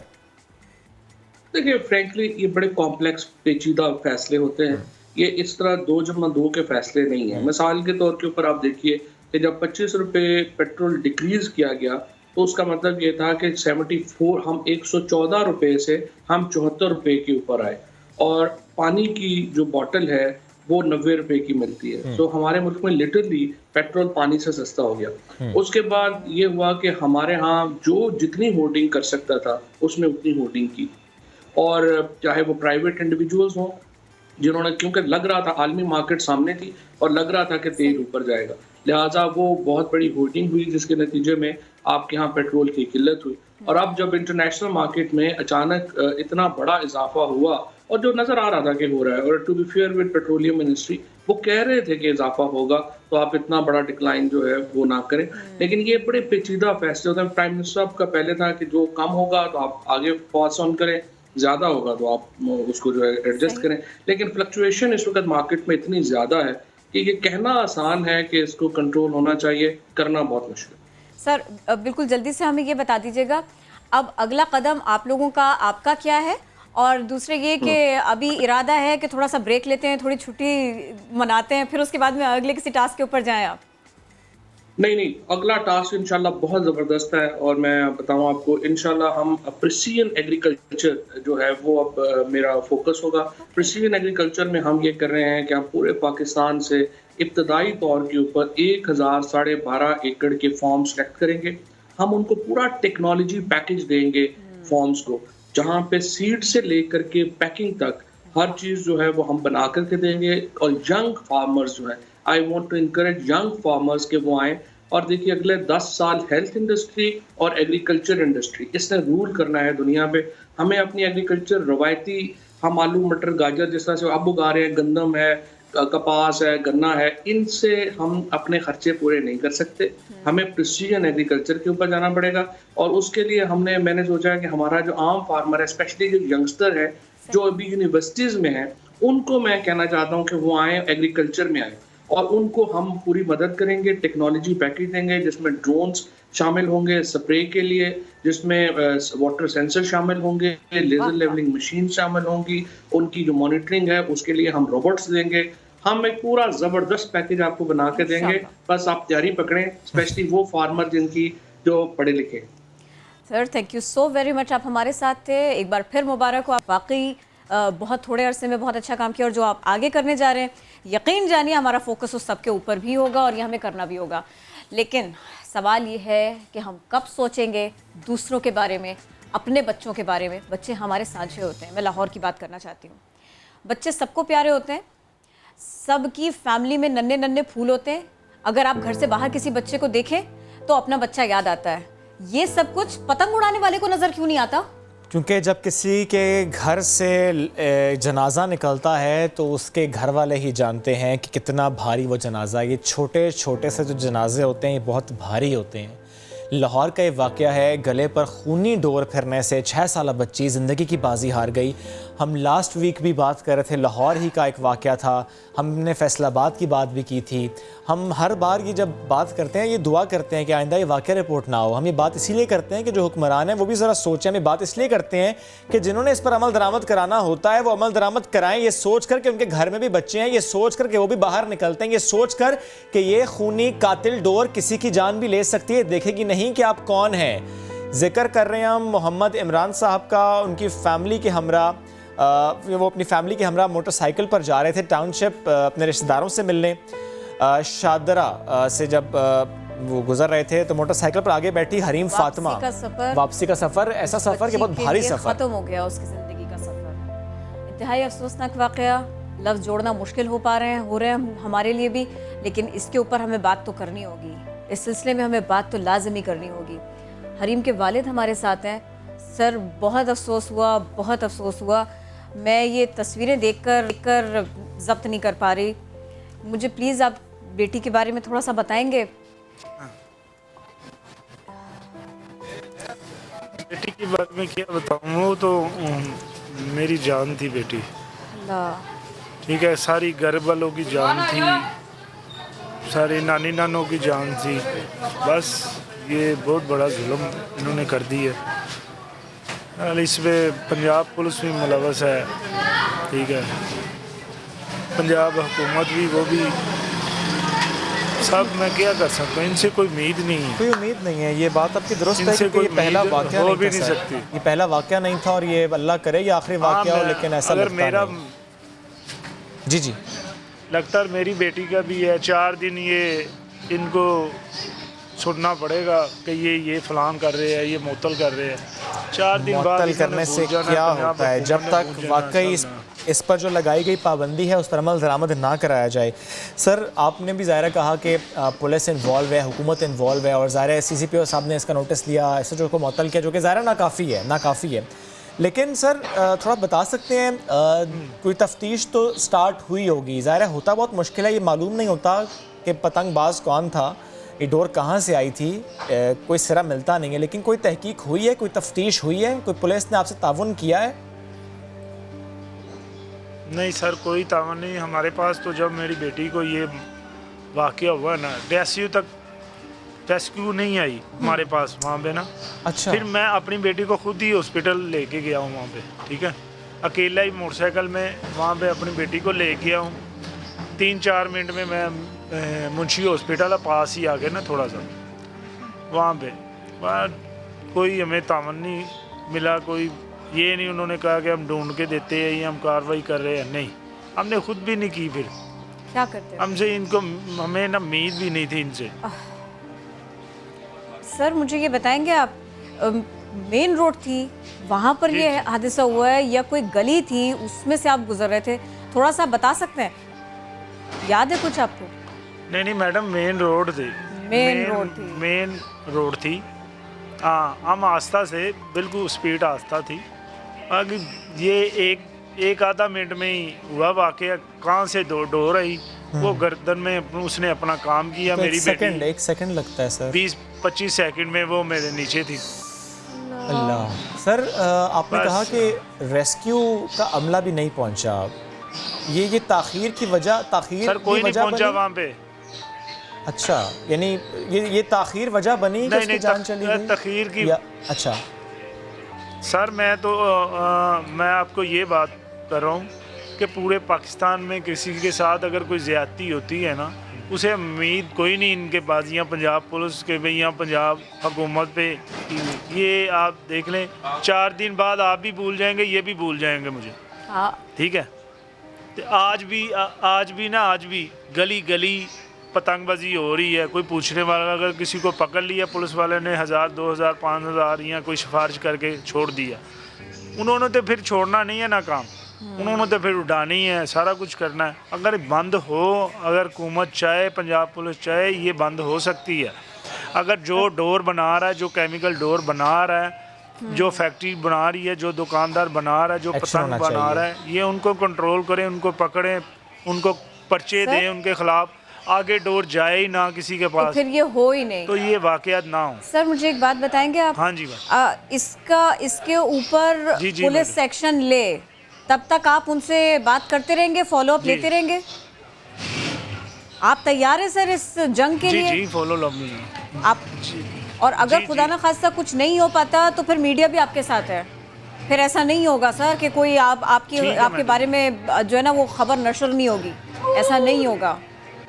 हम इस मामले के ऊपर फोकस रखेंगे। ये है कि मैडम जी, मेरी ठीक है, मेरी बेटी तो चली गई, ठीक है, और कई बच्चे चले गए, किसी और के घर में, ये कई घरों में ऐसा ना हो। ये बिल्कुल ये ज़ाहिर है वाकया ना हो, ठीक है, किसी और के साथ ये जंग ना हो। और इसके लिए सर औलाद का दुख बहुत बड़ा दुख है, इसमें कोई शक नहीं, सर। लास्टली ज़ाहिर है आप बहुत दुखी हैं, और ज़ाहिर है हम जितना भी कह लें हम वो दुख समझ भी नहीं सकते। एक बेटी और बाप का जो रिश्ता होता है, जितनी प्यार मोहब्बत का रिश्ता होता है, और ऐसे में अगर ऐसा कोहराम मच जाए तो वाकई हम तो सोच भी नहीं सकते उस दुख के बारे में। लेकिन सर मुझे बताएं कि एक रवैया हम सबका भी तो है, एक गलती हम सबकी भी तो है कि जब हम पतंगबाजी की बात करते हैं सर, हम खुद भी तो शिकायत नहीं करते। अगर हमारे ही छत पर कोई पतंग उड़ा रहा हो तो हम उसकी भी शिकायत नहीं करते, हम पुलिस को बताते हैं। ठीक है, काम पुलिस का है, शिकायत के बगैर भी एक्शन ले, लेकिन एक गलती हम शहरी भी तो कर रहे हैं। सर शहरी तो कर रहे हैं, अगर आपको शहरी को वो चीज़ मैसर ही ना हो, कहीं नजायज़ भी ना हो, कहीं दूर से भी ना मिले, वो बने ही ना पाकिस्तान में या लाहौर में या पंजाब में, वो बने ही ना चाहिए, तो ये काम कहाँ से हो? इसका मटेरियल ही ना बने, उनको बनाए जो मटेरियल बना रहे हैं उनको पकड़ना चाहिए, फौरी तौर पर पकड़ना चाहिए। नहीं, सच्चा क्रैकडाउन सर हम इसका फॉलोअप करेंगे, ये हम आपको यकीन दिलाते हैं कि हम इसका फॉलोअप करेंगे। हम CCPO साहब से भी इस पर बात करेंगे, आगे चलकर हम ज़रूर देखेंगे कि ये सिर्फ लाहौर की बात नहीं है, ये फैसलाबाद की भी है, ये कराची की भी है, हर उस शहर में जहाँ पर ज़्यादा पॉपुलेशन ज़्यादा है और वहाँ पर ये मसला भी ज़्यादा है, पतंगबाजी ज़्यादा हो रही है, बैन के बावजूद हो रही है, और आए रोज़ ऐसी खबरें हम तक पहुंचती हैं कि दिल दुखी हो जाता है। सर आप साथ मौजूद थे, हमारी दुआ आपके साथ है, अल्लाह आपको सब्र दे, अल्लाह आपको सब्र दे, हम यही दुआ कर सकते हैं, आगे बढ़ने और लड़ने का हौसला दे। यकीन कीजिए आप मीडिया को पीछे नहीं पाएंगे। बहुत शुक्रिया, आप हमारे साथ थे। बहुत अफसोसनाक वाक़या है सारे का सारा। ये एक छोटी सी बच्ची नहीं, इससे पहले हमने एक छोटे से बच्चे के बारे में आपको बताया था जिसके वालिद की जान गई, जो दूध लेने के लिए घर से निकले, तो उस बच्चे के लिए खुराक का इंतजाम करने घर से निकले थे। लाहौर के ये वाक़यात हैं, पंजाब भर के वाक़यात हैं, जहाँ जहाँ ऐसे वाक़यात रिपोर्ट होंगे हम ज़रूर उसके ऊपर ध्यान देंगे। बहुत जल्दी से हम एक ब्रेक लेते हैं, उसके बाद दोबारा हाजिर होते हैं।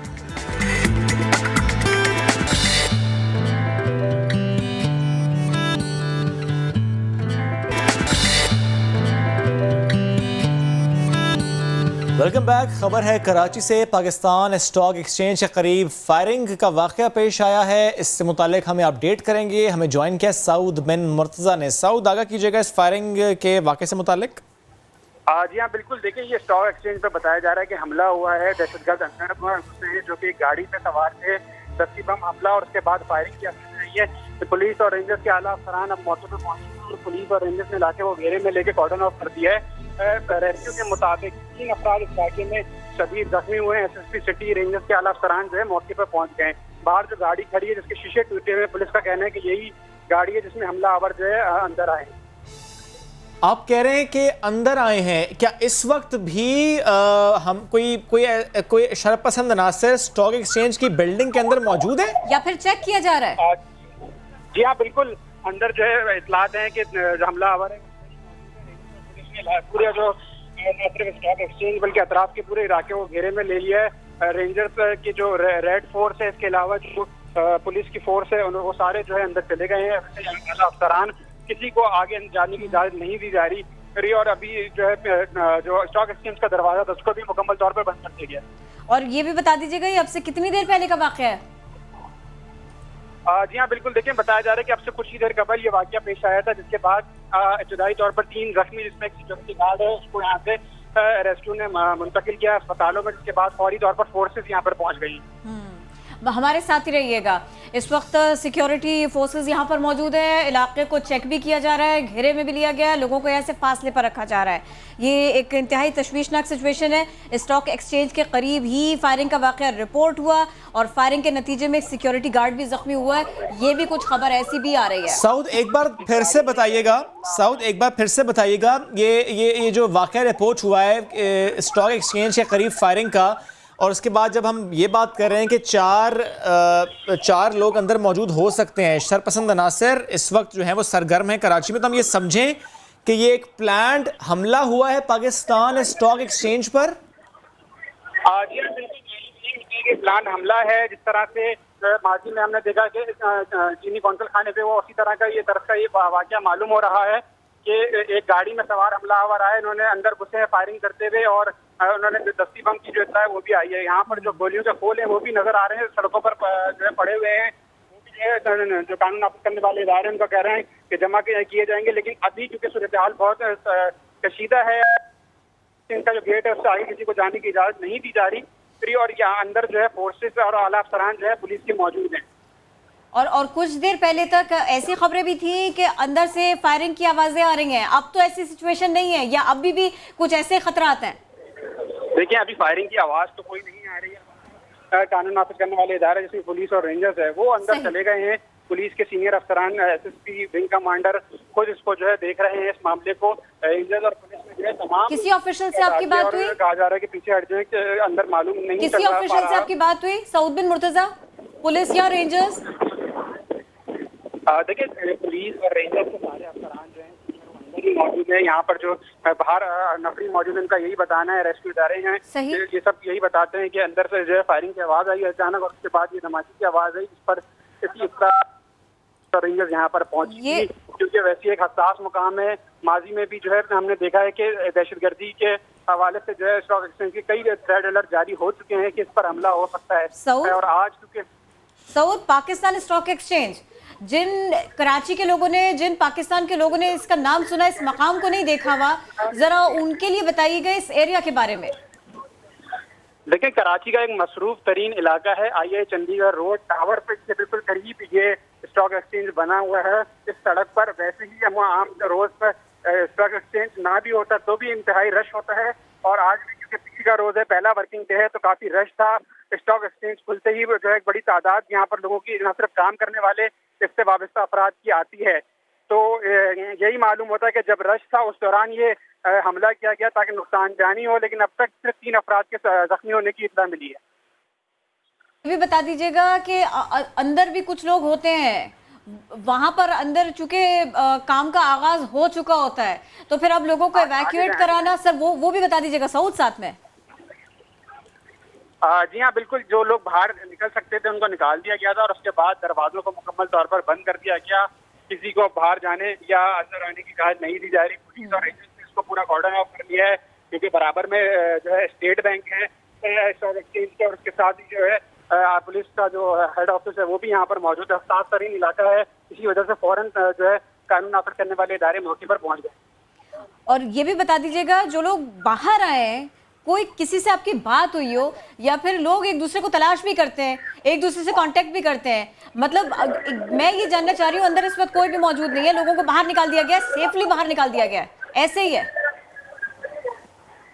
अंदर अभी भी लोग बताया जा रहा है कि मौजूद हैं। स्टॉक एक्सचेंज में एक बड़ी तादाद आती है सुबह और उसके बाद इतनी जल्दी उनको फौरी तौर पर एवैक्यूएट नहीं किया जा सकता, नहीं निकाला जा सकता, इसलिए जो दरवाजे हैं वो फौरी तौर पर बंद कर दिए गए इब्तिदाई तौर पर। उसके बाद ठीक है सऊद साथ रहिएगा। इस वक्त हमें ज्वाइन किया है मुजम्मिल असलम साहब, माहिर मुआशियात हैं और क्योंकि उन्होंने कुछ देर पहले ट्वीट भी की थी इस हमले से मुताल्लिक, तो उनसे भी बात कर लेते हैं। मुजम्मिल साहब बेहद शुक्रिया, आप खैरियत से हैं? आप क्या वहां पर मौजूद थे सर जब ये फायरिंग का वाकया हुआ है?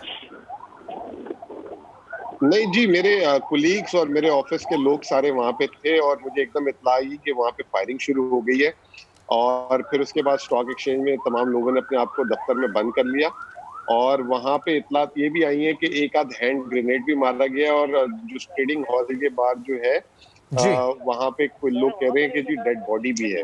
मुजम्मिल साहब आपका स्टिल कांटेक्ट है, जो अंदर कोलीग्स हैं आपके, उनसे आप बात करें कि इस वक्त क्या सिचुएशन है, क्या आप चीजें क्लियर हो गई हैं या कि अभी भी मसला है? जी फायरिंग रुकी हुई है, बिल्कुल फायरिंग रुकी हुई है और लेकिन ये कि लोग डरे हुए, क्योंकि हो सकता है कि लोग अंदर गए हुए वो छुपे हुए हो और कुछ और कर। ये कि अभी भी स्टॉक एक्सचेंज में सरगर्मियां नहीं बंद हुई और स्टॉक एक्सचेंज अभी भी खुला हुआ है और वहाँ पे जो है लेन देन हो रहा है, तो इसका मतलब ये कि सूरत-ए-हाल इतनी ज्यादा खराब नहीं है। यानी ये जो खबरें आ रही हैं कि कोई दहशतगर्द अंदर मौजूद हो सकता है, ये सिर्फ एक खदशा है, अंदर आप कह रहे हैं चीजें अब रूटीन पर आ रही हैं? देखिए कारोबार नहीं बंद हुआ अभी तक, सब क्योंकि ये कंप्यूटर पे होता है कारोबार। दूसरी चीज ये कि जो अभी कुछ लोग जो अंदर से कह रहे हैं कि ये अटेम्प्टेड शायद बैंक रॉबरी भी हो, क्योंकि तकरीबन हर बैंक की ब्रांच भी अंदर होती है। लेकिन आपको एक मैं बात बता दूं कि स्टॉक एक्सचेंज में जैसे हम मेंबर्स लोग भी अंदर जाते थे, जब जाते हैं तो हमारी भी पूरी सर्चिंग होती है, अंदर गाड़ी अलाउ नहीं होती, बार रेलवे की पार्किंग है, वहां सबकी पार्किंग, तो अंदर सी बात लग रही है। और उधर बाहर स्टॉक एक्सचेंज के रोड पे हमेशा रेंजर्स और पुलिस की गाड़ियां भी होती है।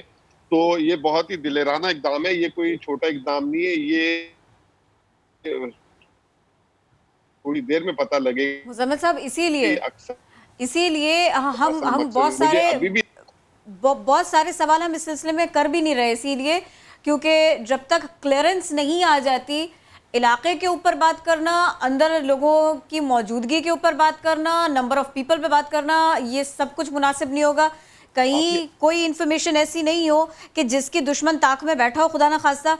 तो इस सिलसिले में हम लोग बहुत ध्यान से इसलिए भी बात कर रहे हैं। मुझे प्लीज़ थोड़ा सा ये बताइएगा, आम हालात में यहाँ पर बड़ी क्लियरेंस के बाद ही अंदर जाया जा सकता है, ये इतना आसान नहीं है कि जो आपने हमको बताया, जैसा आपने हमको बताया। लेकिन इसमें एक इत्मीनान की बात यह है कि मामलात कुछ कुछ कंट्रोल में आते हुए मालूम हो रहे हैं, क्योंकि जितना कुछ आपको मालूम हुआ है उसके तहत काम वैसे ही जारी है कि जैसे आम हालात में, आम दिनों में, इन औकात में होता है। जी जी बिल्कुल, काम जारी है बिल्कुल। बस लोग अपने अपने दफ्तरों में सबने दरवाजे बंद कर लिए हैं और फायरिंग काफी देर से रुक चुकी हुई है।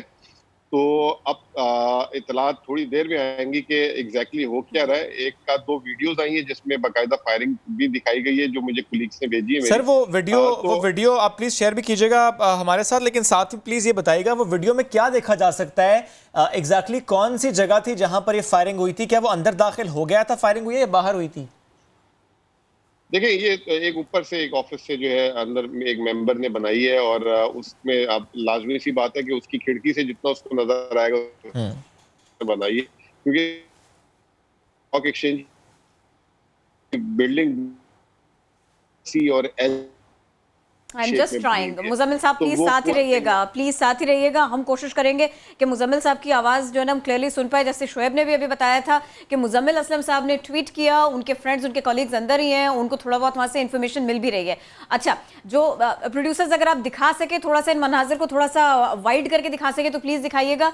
एक तो ये कि यहाँ पर फायरिंग और दस्ती बम हमला ये बताया जा रहा है, दूसरे ये कि कुछ जो जख्मी हैं उनको बाहर भी निकाला गया है। ये जो इलाका है ये पाकिस्तान स्टॉक एक्सचेंज, वहीं की बात हो रही है, सेंसिटिव इलाका है। यहाँ पर फौरी पहुंचना, हेल्प करना, एक्शन लेना, दुश्मन को पकड़ना, जकड़ना, ये सारे के सारे मामलात बहुत आसान है और यही कुछ हुआ भी है। जैसे ही हमला हुआ ठीक वैसे ही यहाँ पर फोर्सेस पहुंचे, ठीक वैसे ही रेस्क्यू वर्कर्स यहाँ पर पहुंचे, ठीक वैसे ही उन्होंने यहाँ पर काम भी शुरू किया है। हमारे नुमाइंदे सऊद बिन मुर्तज़ा वहीं पर मौजूद हैं, वहीं से अपडेट कर रहे हैं, सारी की सारी सिचुएशन वो देख भी रहे हैं। सऊद बिन मुर्तज़ा, ये बताइएगा कि क्लियरेंस से कुछ करीब पहुंचे हम या अभी भी टेंशन है इस इलाके में? जी हाँ, बिल्कुल अभी भी यहाँ पर टेंशन है, क्योंकि कानून नाफिज करने वाले इदारे यही मालूम करें कि कितने हमलावर थे और उनको देखा जा रहा है अंदर रेंजर्स मौजूद है, पुलिस मौजूद है, पुलिस के सीनियर अफसरान यहाँ पर मौजूद हैं। दो हमलावर जो है की जो लाशें हैं वो दरवाजे पर जो गाड़ी जाने का रास्ता है वहीं पर मौजूद है और गाड़ी बाहर ही इनकी रोक ली गई थी क्योंकि सिक्योरिटी हाई अलर्ट होती है। फायरिंग की आवाज जो है दोबारा यहाँ पर शुरू हुई है अंदर से, जिसके बाद सबको पीछे हटा दिया गया है। काम का कहना है कि अभी भी खतरा मालूम है और हो सकता है कोई मौजूद हो, इसलिए सबको पीछे हटा दिया गया है। सऊद, एक बात क्लियर कीजिएगा, ये गाड़ी अंदर घुसने की कोशिश कर रही थी, सारे के सारे बैरियर्स को जो है ना वो तोड़कर घुसने की कोशिश कर रही थी, या फिर यूं है कि इन्होंने गच्चा देने की कोशिश की है, थोड़ा स्लो किया है? कुछ इस बारे में पता चला है? देखिए, यही मालूम होता है कि गाड़ी जो है अंदर ले जाना चाह रहे थे, लेकिन क्योंकि ये गाड़ी बैरियर से पहले ही रुक गई है और यहाँ पर खड़ी है, इसके शीशे टूट गए हैं, तो मुमकिन तौर पे उन्होंने फायरिंग करके जिस तरह से माजी में चीनी कॉन्सुलेट पर हमला हुआ उसी तरह का ये हमला मालूम होता है। तो जिस तरह का गेट है पाकिस्तान स्टॉक एक्सचेंज का, जो दाखिली दरवाजा है, वहां से जाहिर है लोग अपनी सर्च करवाने के बाद पैदल दाखिल होते हैं, गाड़ी तो नॉर्मली भी नहीं जाती अंदर।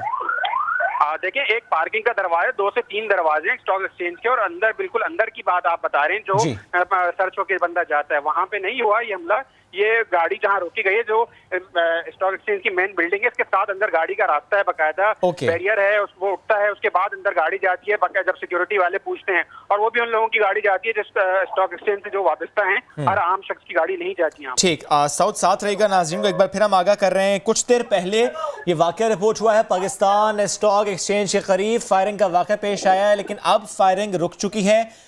अब फायरिंग वहां पर नहीं हो रही और जो लोग अंदर मौजूद हैं उन्होंने अपने आप को कमरों में बंद कर रखा है क्योंकि ख़तरा मौजूद है, उन्हें खदशा है कोई अंदर ऐसा शख्स हो सकता है जिससे उन्हें ख़तरा हो। बहरहाल इस वक्त सिचुएशन ये है कि फायरिंग नहीं हो रही लेकिन जो ज़ख्मी हुए थे उनको अस्पताल मुंतकिल किया गया है। अब इंतज़ार इस बात का है कि सिक्योरिटी हुकाम पहले क्लियरेंस दे, वहाँ पर अंदर मौजूद लोगों को भी इसके बाद में वहाँ से निकलने या वहाँ पर रुकने का, आराम से बैठकर अपना काम करने का एक मौका मिले और सिर्फ यही नहीं फिर उसके बाद में थोड़ी क्लैरिटी भी आती जाए। एक खबर आपको दे देते हैं कि हमलावर मारे गए हैं। पुलिस ने यह भी बताया है कि 2 हमलावर थे और दोनों मारे गए हैं।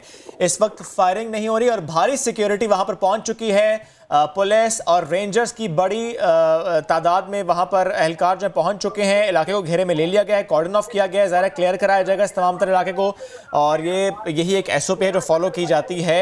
बहरहाल खदशा ज़रूर है कि कोई अंदर मौजूद हो सकता है। और खदशा सिर्फ इतना नहीं है कि कोई अंदर मौजूद हो सकता है, खदशा ये भी है कि कोई बाहर भी हो सकता है इस इलाके के अंदर, उसको मॉनिटर करने के लिए, अपने नापाक अज़ाइम को पूरा करने के लिए। तो इस सिलसिले में भी यही किया गया है कि यहाँ पर भारी नफरी मौजूद है और वो इस एरिया को भी सर्च करेंगे। न सिर्फ ये कि पाकिस्तान स्टॉक एक्सचेंज बल्कि इसके आसपास का इलाका, इसको भी प्रॉपर्ली चेक किया जाएगा, उसके बाद ही कुछ किया जाएगा। मुजम्मिल असलम साहब हमारे साथ हैं। मुजम्मिल साहब, अब अगर आप हमें सुन पा रहे हैं, मैं पहले आपकी आवाज़ नहीं सुन पा रही थी एक्चुअली, तो आप ज़रा प्लीज़ हमें ये बताइएगा। आप एक तरफ तो ये कि आप हमें ये बता रहे हैं कि काम वैसे का वैसे ही जारी है, दूसरी तरफ ये कि क्या कुछ आपकी किसी से बात हुई है कि क्लियरेंस कब तक मिल सकती है, क्या हो सकता है इस सारी सिचुएशन में? देखिए, मेरे पास अभी चंद वीडियोस भी आ गई हैं जिसमें बाकायदा तौर पे लिफ्ट के पास खून गिरा हुआ है स्टॉक एक्सचेंज की बिल्डिंग के अंदर और फायरिंग की वीडियो आ चुकी है जो स्टॉक मार्केट अहाते के अंदर और बिल्डिंग के बाहर जहां पे स्टॉक एक्सचेंज के ट्रेड पे और रेंजर्स की भी बाकायदा मेरे पास तस्वीरें आ चुकी हैं कि रेंजर्स अंदर जो है स्टॉक एक्सचेंज के है। तो लेकिन ये कि अच्छी बात ये है कि जो आम पब्लिक थी वो इस वक्त जो है वो जो है ना बाहर नहीं है, तकरीबन सब अंदर है, छुपे में अपने कमरों में बैठे हुए दफ्तरों में। तो उससे जो है फायदा ये हो गया होगा कि एक सिविलियंस को नुकसान नहीं पहुंचा होगा। तो सूरत हाल काफी कंट्रोल में है इस वक्त और जो है इस वक्त सारे के सारे लोग जो है महफूज है, लेकिन जानी नुकसान बाज़ाहिर लग रहा है कि 1-2 हो गए हैं। दहशतगर्द, अल्लाह करे वो दहशतगर्द ही हो, आम सिविलियन, क्योंकि ऐसा ही बताया गया है कि 2 दहशतगर्द मारे गए हैं। मुजम्मिल साहब, आप क्योंकि अब ज़ाहिर है कंटिन्यूसली कांटेक्ट में है अपने कॉलीग्स के जो कि पाकिस्तान स्टॉक एक्सचेंज के अंदर हैं, खौफ व हिरास तो नहीं है अंदर? ज़ाहिर अपने आपको कमरे में बंद किया हुआ, चीज़ें थोड़ी बेहतर हुई हैं क्योंकि ज़ाहिर काफ़ी देर से फायरिंग रुकी हुई है। देखें, अब जो लोग वीडियो दिखाई है तो कुछ लोग अपने दफ्तर से बाहर निकल के देख रहे हैं कि हुआ क्या है, लेकिन उनको नहीं निकलना चाहिए और वही वीडियोस बना के भेज रहे हैं। खौफ हरास तो वो जब तक ज़ाहिर क्लैरिटी नहीं आएगी, जब तक इस इलाके को, इस बिल्डिंग को क्लियर करार नहीं दिया जाएगा, तब तक थोड़ा सा खौफ तो रहेगा। जी, जब ये मामला शुरू हुआ था तो हिस्सेस जो है 200 पॉइंट माइनस थे, अब सिर्फ 16 पॉइंट माइनस रह गया। तो उल्टा हिस्सेस में जो है तेजी आ गई है, मतलब रिकवरी हुई है और स्टॉक एक्सचेंज में इससे अंदाजा होता है कि इन्वेस्टर जो है वहां पे बड़ा नुकसान नहीं हुआ, पैनिक नहीं है और ब्रोकर्स अच्छी वाइब्स और सिग्नल दे रहे हैं। पैनिक नहीं है, इसका मतलब ये हुआ कि सिचुएशन को जल्दी से कैटर किया गया है, सिचुएशन को जल्दी से उसके ऊपर काबू पाया गया है। मुजम्मिल साहब, जब ये वाली सिचुएशन होती है तो फिर उसके बाद ही सिचुएशन बेहतर होने लगती है, क्लैरिटी आने लगती है। मुजम्मिल साहब प्लीज़ हमारे साथ ही रहिएगा। सिराज कासिम तेली साहब हमारे साथ हैं, उनसे बात करते हैं। सर, ये एक ऐसे वाक़े का रिपोर्ट हो जाना ठीक है, उसके ऊपर जल्दी काबू पाया गया है, मैं चाह रही थी कि आप इसके ऊपर कमेंट करें। इसमें तो मुझे ऐसा लग रहा है कि ये आजकल ये चीज़ें बढ़ रही है। अगर आप नोट करो तो गुज़िश्ता 15-20 दिन में ये चीज़ें आस्ते आस्ते बढ़ रही है। कराची में भी बढ़ रही है, बाहर पूरे मुल्क में बढ़ रही है। इसका मतलब ये दहशतगर्द या जो भी करा रहा है ये बाकायदा इसमें वो कहते हैं ना क्या, बाकायदा प्लानिंग के साथ हो रहा है। अब स्टॉक एक्सचेंज पे क्या जाने का मकसद है? कोई हैरास फैलाना है बिजनेस इंडस्ट्रियल कम्युनिटी को ताकि लोग डर के ना निकले, या पता नहीं क्या चाहते हैं, ये मुझे समझ में नहीं आ रहा। मगर बात एक पक्की है कि रेंजर्स को, पुलिस को, सिंध हुकूमत को जरा बैठ के सोचना पड़ेगा और अपने रीसेट करना पड़ेगा अपने को। ये बड़ा इजी ले रहे थे गुज़िश्ता इतने अरसे से, और इजी नहीं लेना चाहिए। हालात अच्छे हो गए थे, मगर वो लोग जो कर रहे थे वो आज भी इस शहर में मौजूद है और छुपे हुए हैं, और उनको छोड़ देना या उनको आसानी से डील करना ये जरूरी तरीका सही नहीं है जी। तो मैं तो कहूँगा कि लॉ एंड ऑर्डर सिचुएशन बिगड़ती जा रही है और इस पर फौरन काबू पाना होगा। सिराज कासिम तेली साहब, बेहद शुक्रिया, साथ मौजूद थे आप और इस अफसोसनाक वाक़े से मुताल्लिक हम अपडेट कर रहे हैं कि 5 लाशें सिविल हॉस्पिटल मुंतकिल की गई हैं। इस खबर से मुताल्लिक हम आगे आने वाले बुलेटिन में आपको अपडेट रखेंगे। नया दिन का वक्त हुआ ख़त्म, आपसे करेंगे मुलाकात कल, तब तक के लिए अल्लाह हाफ़िज़।